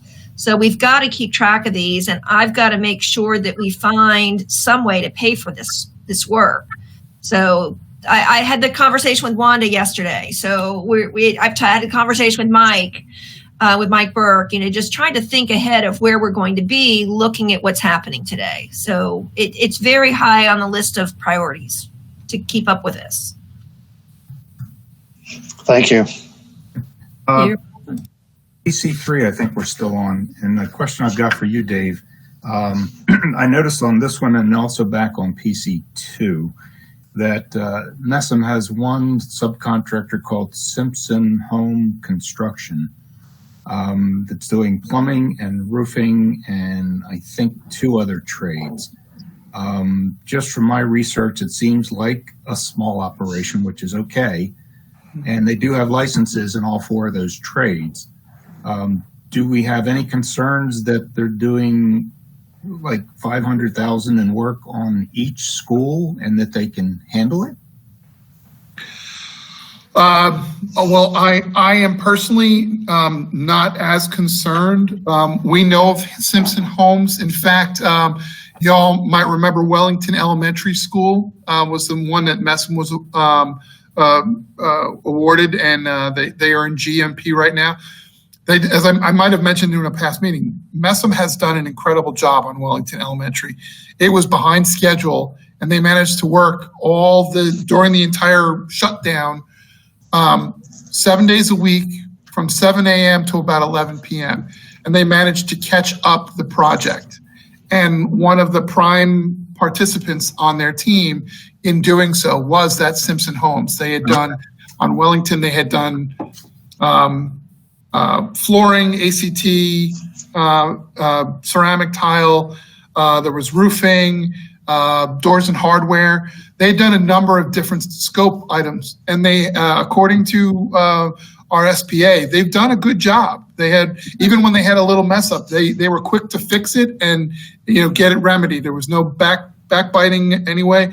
They took care of all the business and did a really nice job. So the quality of the work seems to be okay. I have no reason to think otherwise. The volume of work, I can appreciate the concern, but there's also an opportunity to say we're gonna try to have these contractors nurture some of these other smaller companies to make sure that they do a good job. If they're doing a good job with one project, maybe they can do a good job with two, and if they can do a good job with two. I'd like to see these companies start to grow. And that's what this company is. Rather than he's not a CM right now, or I think maybe he's trying to be a CM, but right now he's a multi-trade general contractor. So we're gonna keep a tight leash on any contractor that has a new or a smaller business, just to make sure everything's good. Oh, yeah. But, we've got good reason to think he'll be okay. Yeah, but no, from what you just said about his performance on Wellington, I would have no reservations except for doubling the volume at the same time. So we'll just have to see. And there are no people out there to hire, so it's not like he can double his staff in an overnight hiring trend. Right. Okay. Anything else on PC3? I need a motion. Move to go forward. All right, that's the first. I need a second. Second. Okay, second. I think that was Michael. Anything else on PC3? Any comments? Discussion? All in favor? Aye. Aye. Okay. Anybody opposed? Okay. PC3 is okay. PC4, Michael, you had pulled that. Have we already talked about everything? Correct, yes. Do you want to make a motion for that? Motion that Cork has no objection to the board proceeding with PC4. Okay. Second. Second by Frank. Anybody opposed? That's the easier way to handle this. Okay, no one opposed, so that one's accepted. PC5, Michael, John, and I pulled it. So, Michael? No, this was the one I didn't. Oh, I thought you did. Okay, John, you Thank did. you. Yeah, this is the term contract for the modular classroom relocations. And I had asked for the bid tab, and I was provided that. And see now that there was only one bidder, it wasn't clear from the board item or the information that we were provided. So in my opinion, when this happens, that we only get one bidder, I believe it needs to be disclosed in the board item and the district's estimate for the work be provided to us so we can compare and confirm that the price is reasonable. As Dave Dolan mentioned a few minutes ago, we need to be clear and open on the board item, and I think that would make it clearer. This has a potential, according to the board item, of a $500,000 contract, and I have no idea if this is a reasonable price or not. So I don't know how to vote on this. Okay, so I can answer that question for you, John. The awarded bidder, or the one that will be awarded, is the one that worked for Royal Concrete back in the mid to late 2000s and moved every single one of our units. So there's really no competition for them. They always give us a good price, and every time they end up being a subcontractor for someone else, they add a premium onto it. So I'm very confident that we're not going to get a lower price than this. I think our purchasing department did a good job advertising and trying to scrape up competition for this vendor. But this is really a good vendor for us, and we get decent prices from them. Would you agree that that kind of information needs to be included in the board item in the future? Well, I'll leave that up to Dave, but I think that's perfectly fine. We normally put the bid tab in there so they can see that, but if you think a statement needs to be made, we consider that. And you've looked at the price, I assume, and agree that it's reasonable compared to previous contracts? Oh, yes, absolutely. Thank you. Yeah, questions I had on this, I don't think I still got that answer back, was in their proposal, they said that they based their price on a hypothetical move. And I still don't see what they were told to do to come up with $3,800.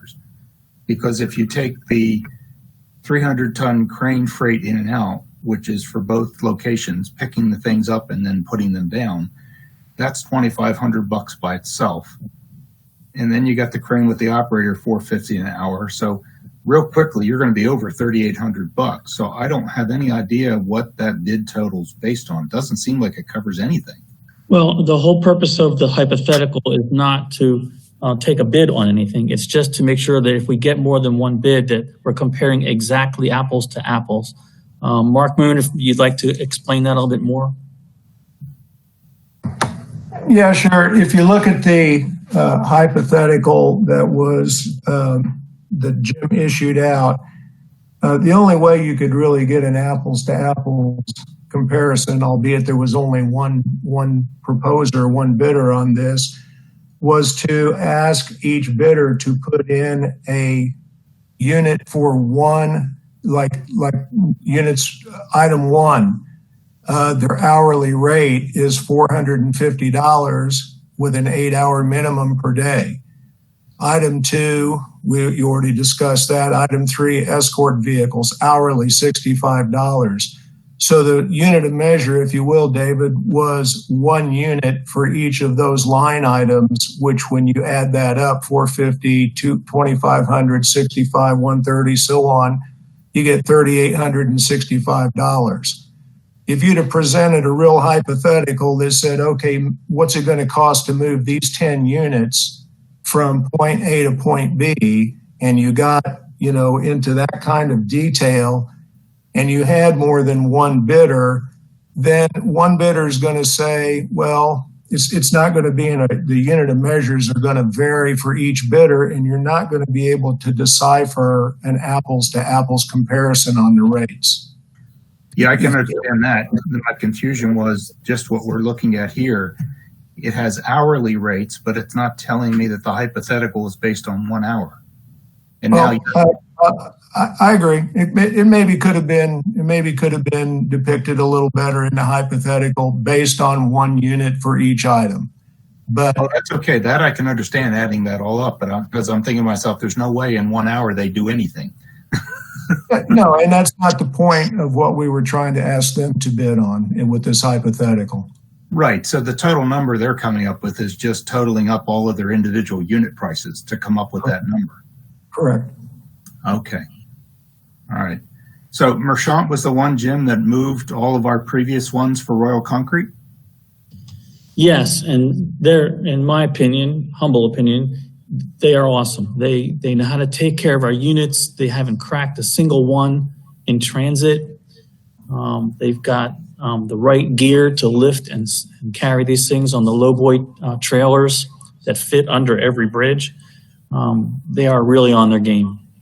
Well, I can vouch for them too, because we first started using Royal Concrete as a partner for Seminole Ridge. And so for the first two houses of Seminole Ridge, Merchant and Palm Beach Trucking moved those. And so I can, from that experience, they are a very professional rigging and moving operation. So, all right, John, anything else on this one? No, I make a motion that this move forward to the board without objection. Okay. Need a second? Second. Okay, Frank seconded. Anyone opposed? All right, accepted. We are done consent.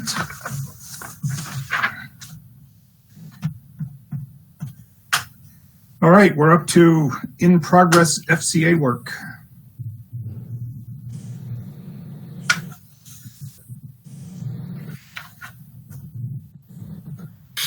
I really hate these little keyboard things. Sorry. Okay, we bring it back up on the screen. That's not the right one. Okay. Going forward, this is very similar to past months. These are our numbers for the past month. The percentages of participation, diversity participation, are still pretty strong. Now, I apologize up front. This is hard to see, but this was what we had talked about in the last 2 months that I had failed to follow through Mr. Cheshire's request. This is the solicitation sheet that gets presented to purchasing department. It's actually on the purchasing website called Future Procurements or something like that. And you'll notice it identifies the last time all we were doing was telling you when we were putting it out and what the scope project was. We've identified in here the third column being the amount of money each of those construction contracts is. And the only, I guess it's not really a snafu, but it's only adjustment here is if you see this one down here called transportation projects. Right now we're planning on advertising the AE for all three of them, all at the same time.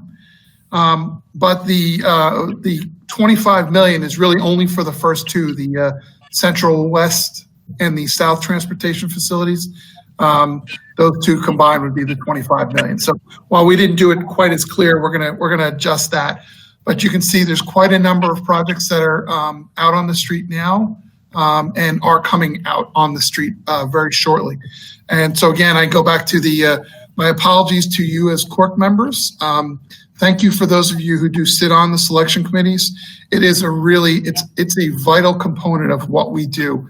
If we don't have good contractors, if we don't have a good evaluation to pick these contractors and these consultants, it makes our job, staff's job, immensely more difficult. So we really thank you guys for participating in these and hope you will continue to do so. Okay. Looks like time for a good long vacation in November through January. Yes. David, you're not, there's no long vacations for people like you. You're yanking my passport back. Huh? Okay, and so next one is, as you can see, is the ones we just talked about, the GMPs, where we only have one more that we are working on right now, that we anticipate in the next coming months. You can see the cycle of where we're now finishing up the GMPs. We're in the middle of design and we're putting in the selections together so that we can try to get the designs so that next spring we're going to start having a lot more GMPs coming through again. We'll go spring through the summer. So our development activities, these are the projects that some of you are familiar with. The Grove Park Design Services is going to the board in November. Seminole Trails, the core expansions are moving forward on selection. I think we had selection committee the other day for Del Prado. We've got 3 facility renewals coming in the process, 2 high schools. And then the recent advertisements were Liberty Park and Highland. That's a combined 2 schools for 1 advertisement for a contractor and consultant. And then we separated out Glade Central as a standalone. On the design, the reason Virgil hasn't come up for air yet is because while he just finished dealing with all the negotiations on the GMPs, you'll see all these projects and you'll notice them all talk about spring and summer of 2021. So it's already October. My goodness, this is such a fast year, he said jokingly. I can't believe we're going to be going to construction on a lot of these projects in the spring and summer. The core expansion at Citrus Cove, West Tech, our new 05C elementary school down in Boca, our O High School in West Palm, Lake Worth, and our middle school.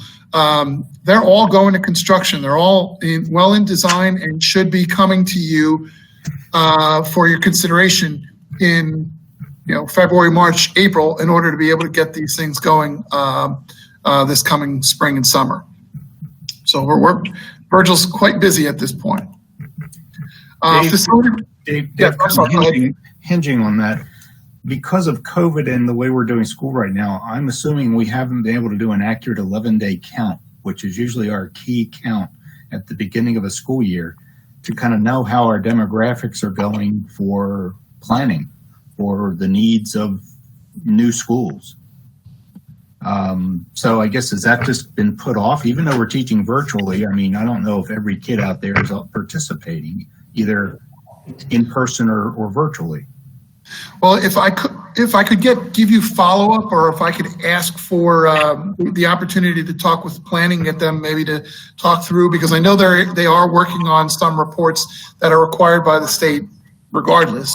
Yeah, that's fine. But, if I could afford me the opportunity to follow up, and I'll report back to you next month. I'll have Chris Garrison or somebody come and walk us through that, because I can't speak to it. No, and it doesn't. If I can give a brief update, just to let you know, we are required to do a count for the October FTE survey, and that has been done. They're currently meeting with principals to adjust staffing levels right now. There are people Mike Burke, Heather Knuth, have meetings every 15 minutes all week long, meeting with principals, trying to get to every one of them to talk about staffing levels. And we are down. There's kids that haven't shown up virtually or otherwise, and our funding is tied to that. The state has agreed to hold everybody harmless through the first semester, or through the October count. We're still waiting to see if that's going to continue longer. But we're trying to find those kids that have not shown up one way or the other, because at this point they're truant. There's state laws requiring kids to be in school. So the schools are actively looking to see where those kids are. If they if parents just put their kids in private school and didn't report it, we need to know that so we can update our records. So we are down students, and I think that's been published. I think it's about 5,000 kids, and it changes every day. I see a new number every day. So they're working hard to find all the students. That's why I say, if it's okay, I'll get back with planning as well, because David, you're also talking about the long-term planning for new schools going forward, and I don't want to speak out of turn simply on the immediate impact of COVID on the operation of schools. If we're talking long-term, that could be a completely different. Virginia? If Chris is going to come, could you also ask her to include a possible schedule or possible need for boundary changes? Okay, I will do so. Yes, ma'am. Thank you. Jim and I will talk to Chris after this. And Dave, the only reason I even just brought this up is we're getting ready to build a brand new high school. And obviously that was because of capacity. And now with COVID, if everything has been scattered like stomping on an anthill, then, I don't want to have us build a high school and it's half occupied. Right. And I know that my recollection is there are a lot of shifts that might need to occur in order to fill that high school. Not that it's not going to be filled completely, but that it's a reliever high school. It's relieving other schools. And I don't want to speak out of turn on what that is and how that's going to happen. Okay. One of the biggest numbers we've seen go down is kindergarten. People have just decided to delay their kids going into kindergarten, and that's a big impact throughout the district. And that's nationwide. That's not even exclusive to just Palm Beach or Florida. We're seeing that throughout the entire country. People are just deciding to keep their kids at home one more year. Yeah. Well, and I think with the parents home, because they're not working and they're working virtually, then they become homeschooled. I mean, they're just saying, okay, I had my kid for the last 5 years. What's another year? Right. Yep. All right, Dave. Okay, going through this real quick, I won't read through all these, but these are the facility renewals. As you guys might remember, I said to you last month we were going to take a couple of weeks off when we started school back with the kids, and we did, and we are now back in all the schools, working in alignment with the principals and their expectations and fears that that might exist. So we're making sure that we're continuing on our projects. On all these schools, but we're still treading lightly. We recognize that there are plenty of concerns, and we don't want to be the cause of even more angst. Having contractors in there. So we're doing what we can with the schools, with the principal's input. You can see the number of projects. Here's some photos from some of the classrooms, and it's always pretty to see the restrooms. Sorry. Yeah, I love the bleachers. Spanish River High School bleachers. I think Dorothy was doing a lot of those interior bleacher projects. Are the bleachers retractable or stationary? Oh, no, they are retractable. You can actually even see the drawings underneath the picture are the key, the lane for basketball. Yeah, it's a you can even see the retraction was actually the problem there. Is when they got retracted back, they got off angle, and that destroyed whatever mechanism was there. I was there. Oh, okay. So I know the intention is that they do retract. I can see the basketball hoop above it. So I'm sure they work now. They wouldn't have given me the picture to put it on. No. I'm saying years back. Oh, you're not talking about the new ones. Not the new ones, the old one. The reason they had to do that was because they could only go halfway back, and then they got off alignment. Okay. Dave, on that photo, when we do new lighting in a school, we're also doing the gymnasium lighting and replacing that with LED? I don't want to speak out of turn on that one. I don't know if we're doing them with LEDs or if they're T8s. I don't know, Virgil, if you have any insights into that, my apologies. That's just something I didn't really plan. It almost looks like it's an HID, which would have been the original fixture type, probably. That's fine. I can't really see if they're the canisters hanging down. No, it looks like it's a recessed light up inside, but it's it's like a 10-inch diameter. That doesn't matter. It's a detail. Yeah. You can keep going. Okay. Couple more photos, gutters, paving, some new striping. So there are, this striping was, I know we talked about earlier, whether or not we're paving or whether we're doing some striping. This was clearly a safety concern, and that's why it falls under that cool the safe part. So just because it's part of a scope that we would think it would drop off, it's not necessarily always the case. So when we get around to doing new paving, we have to then include striping again. Is that obviously about the current striping?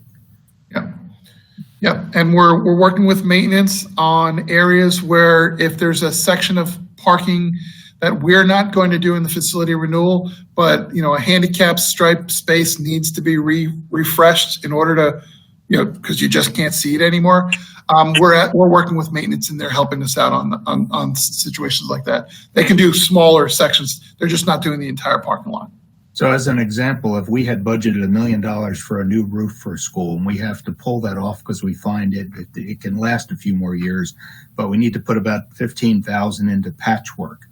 That $15,000 3-4 years from now is eventually going to basically just be gone and kind of wasted, so to speak, because we're still going to have to put the full $1 million into the full new roof. Right.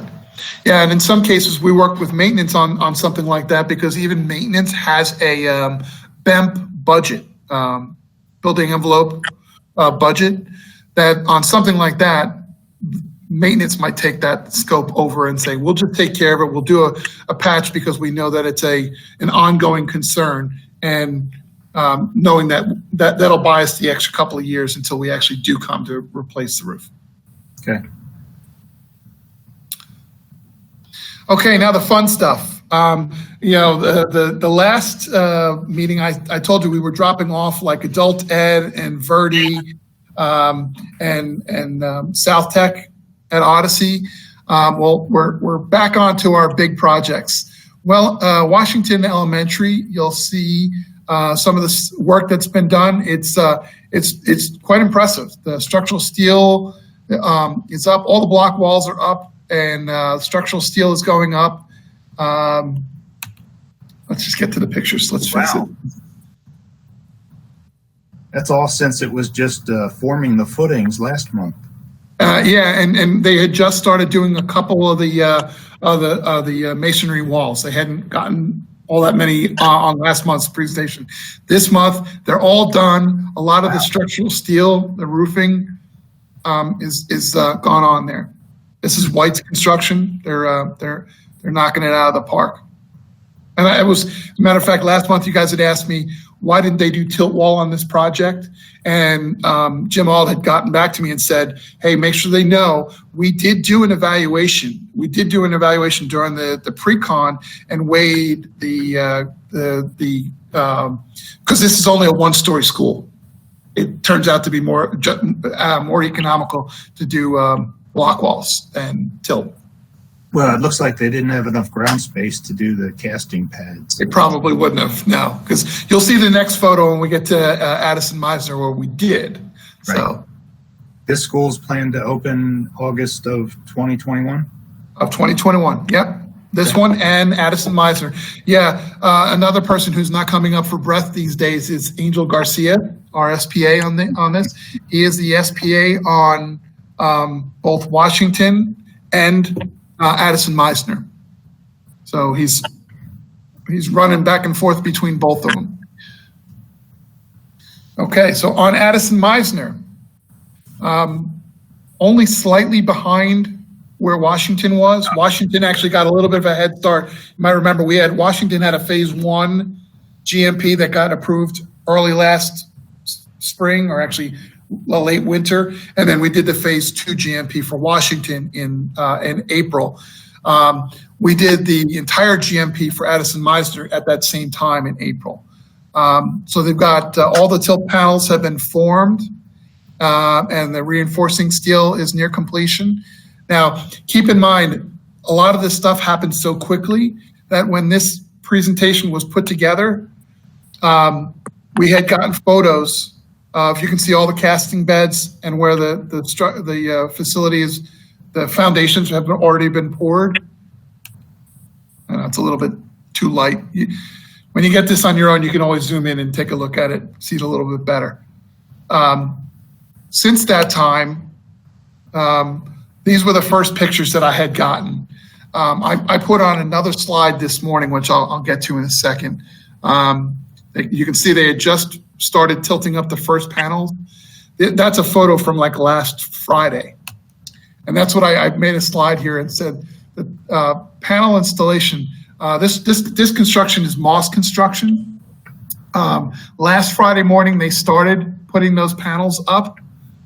They've got the whole main first building basically all the way done. It's a big L-shaped building.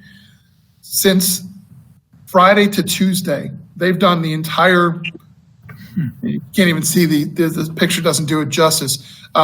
They've done a couple thousand feet worth of tilt panels in just a few days.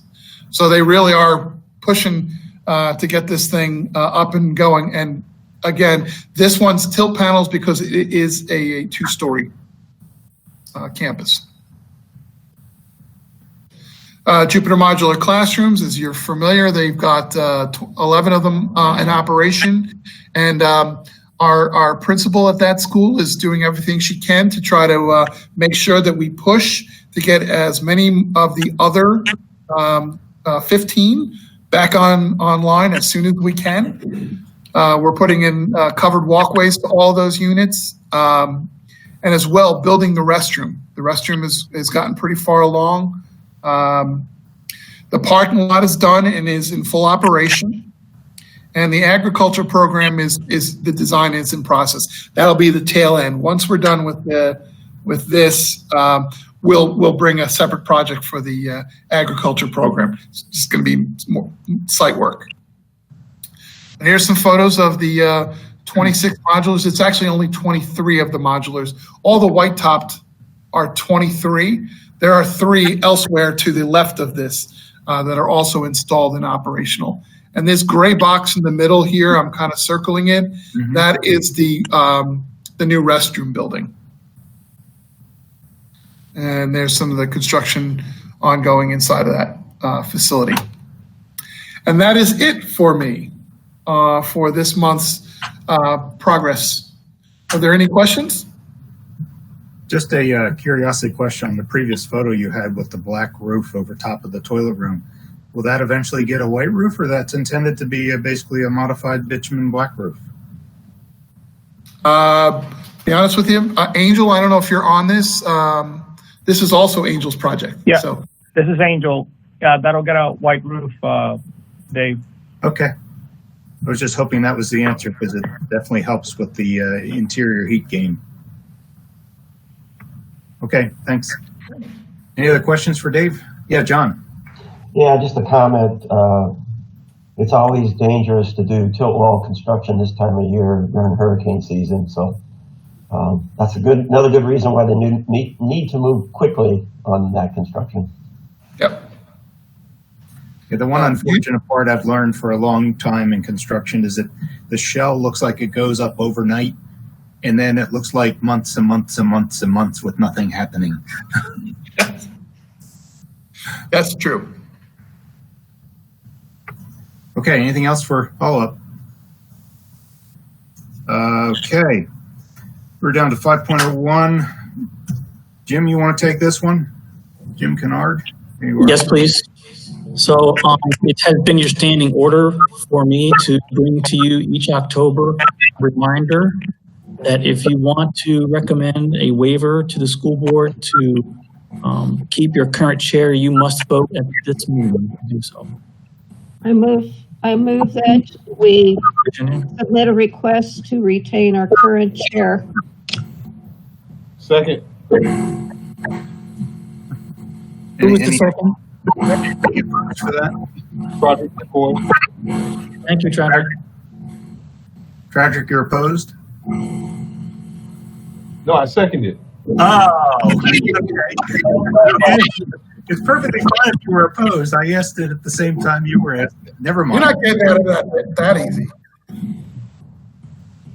Okay, so what we'll do then, board item in November, the one we've had for several years, and that will go to the board then. Thank you. Okay. Do you need a vote on that motion? Excuse me, Lou?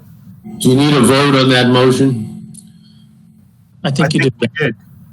Did anybody object to that motion? I'm not hearing any, so it was approved. Thanks, Okay. Lou. Approval of the minutes. Anyone with issues on the minutes? Okay, hearing none, the minutes are accepted. I think we've, during the meeting, given you some things, Dave and Jim, to put on the next agenda, or the agenda after that, or follow up. I do have a number of items. David, Yes, how about the schedule? Would you like to have Chris Garrison possibly present possible boundary changes and student counts? Is there anything else that I missed? Yeah, I have a couple, Sue. We want to follow up on the Hopi L, Jupiter L on their buyout. And Mr. Porter asked how we choose our allowances and why. Okay, thank you. Okay, anything else by anybody? Virginia? Again, my concern about if we have to meet in person, what accommodations you are making for those of us who still do not go out. Yeah, I think we will be required to do in-person, Dave, next in November, correct? I think the order expires October 31. Yes, it does expire October 31st, and I wouldn't venture to guess. We're planning as though we will be expected to come back in person, where we need to have right now, we need to have a quorum Yes. present. Yes. And I think, Jim, that's 7. But we're going to play it by ear. We're going to anticipate that as though we are going to have it. But with those 7, if there are others that want to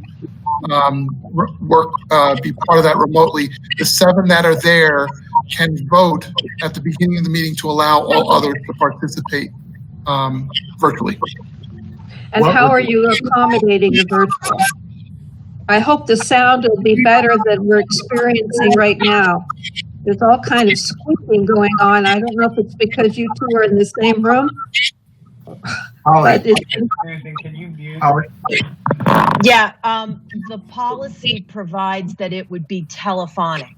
It doesn't provide, the CORC policy doesn't provide for attendance virtually. So it would not be, I don't believe that it would be through a Google Meet or Zoom or anything. It would just be that at the meeting, at the CORC meeting, the 7 present members could then evaluate the other members' request to appear telephonically. So there's no opportunity to do it as a Google Meet for those who cannot be there, so we could see the presentations?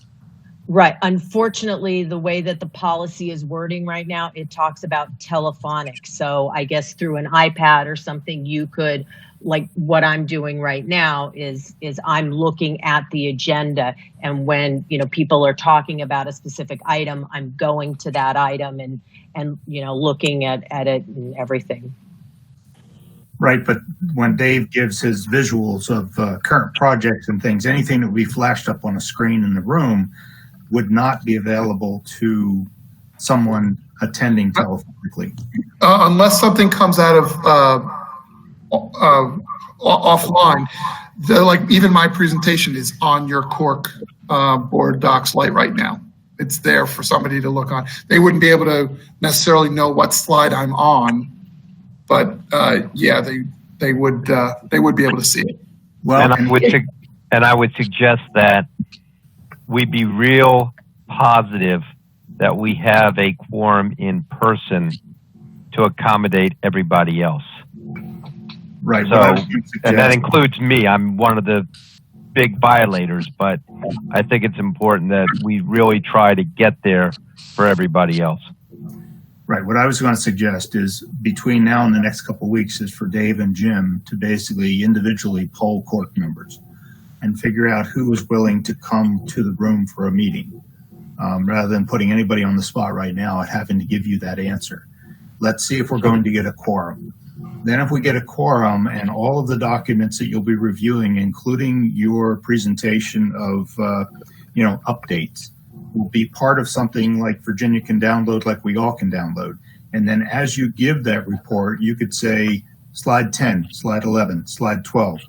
And Virginia, you'd be able to follow along and say, instead of saying, okay, I'm watching, but I don't know what slide you're on. So we could just kind of give more information, like when we're looking at a PDF document on the screen. We could say we're looking at PDF document page 255 out of PC2. I appreciate that. Thank you. Yeah, and go ahead. Holly, is there any opportunity to do an emergency policy change to allow a different type of meeting? I can certainly bring that to the attention of Bruce Harris and our general counsel, Ms. Sean Bernard, and see if there's an appetite to do that. As you know, the emergency policy process, and the superintendent would have to weigh in because there really has to be extenuating circumstances, and it's not my decision whether or not, this would merit that. But at my debrief that I have with the general counsel on all my CORC meetings, I will certainly raise that to her. And then, maybe Dave can probably raise that to the facilities team to kind of go up through their chain. All right, because I do think this is an emergency situation.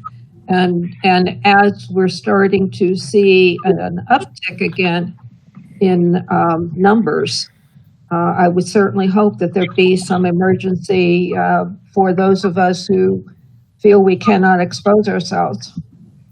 When is the next meeting? November something.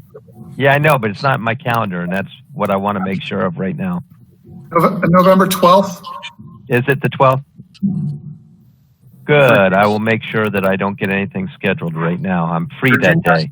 Yeah, Virginia, I'd also suggest that you contact the board member that appointed you and voice your concerns to the board member, because if there's enough board members that tell the superintendent you make this happen, then that might have a lot more leverage than us having to go through the other bureaucratic channels. Thank you. I don't see a big difference in you being able to see the presentation in terms of hearing and talking about the presentation. But that's just Okay. Yeah. I just like seeing all your faces. Virginia, are you aware that there are captions for this meeting? Am I aware of what? There are captions. If you're having trouble hearing the speech, the meeting is captioned. Oh, it's just that there's squeaking going on and some noises from somebody's microphone. That's what I was talking about. Yeah. You can read what they're saying on the captions. Thank you. Yes, I'm aware of the caption option. Okay, John.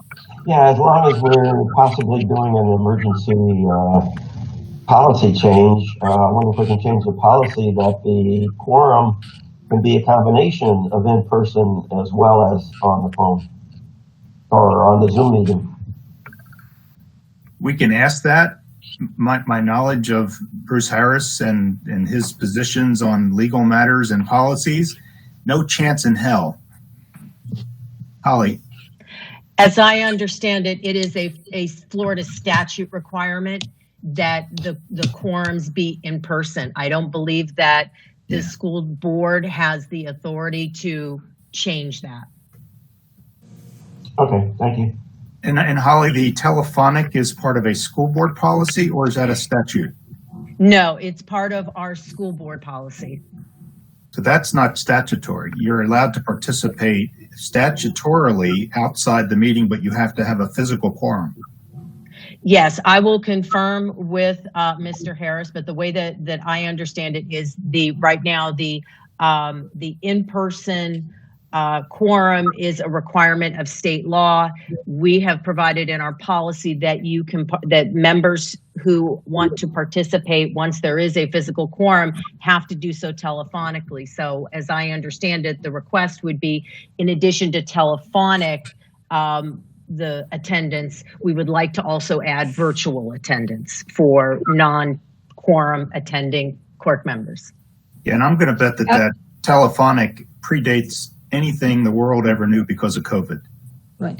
And I would state that not just for CORC, I think there are other advisory committees who might feel the same way. So not to just exclusively say this is just a CORC issue, but it's a advisory issue.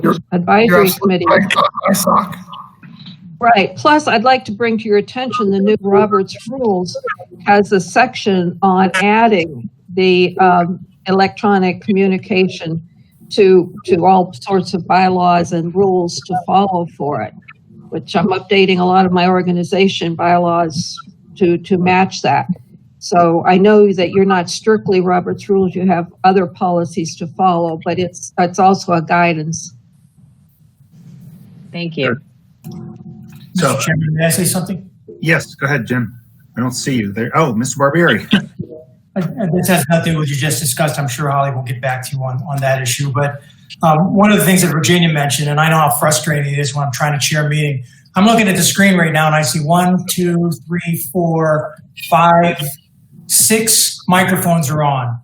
That's where you're getting all the feedback. Constantly, I have Carol turn off board member microphones when we're getting feedback, because when you have your microphone on, I see Frank Simon's microphones are on right now. Lewis Doctors is on. I don't know who ends at 6-8, but that microphone is on. I mean, those microphones cause all that feedback that you're hearing. Once they're off, you won't get that. So if you just keep in mind, I don't know who does the invites for the meeting, but if the chair wouldn't give authority to that person to turn off the microphones, if people forget to do it themselves, you'll eliminate a lot of that static and a lot of that background noise, because I know how aggravating it is, because I've been through it with the board members.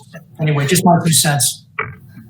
Well, Mr. Barbieri, you've heard our comments about board policy and updating that to the current trend to allow kind of a Google Meet attendee, as long as you have a physical quorum at the meeting instead of it just being telephonically. So yeah, I have no issue with that. If we can get that done, if the legal division tells us we can get that done, certainly we'd be happy to do that. Yeah.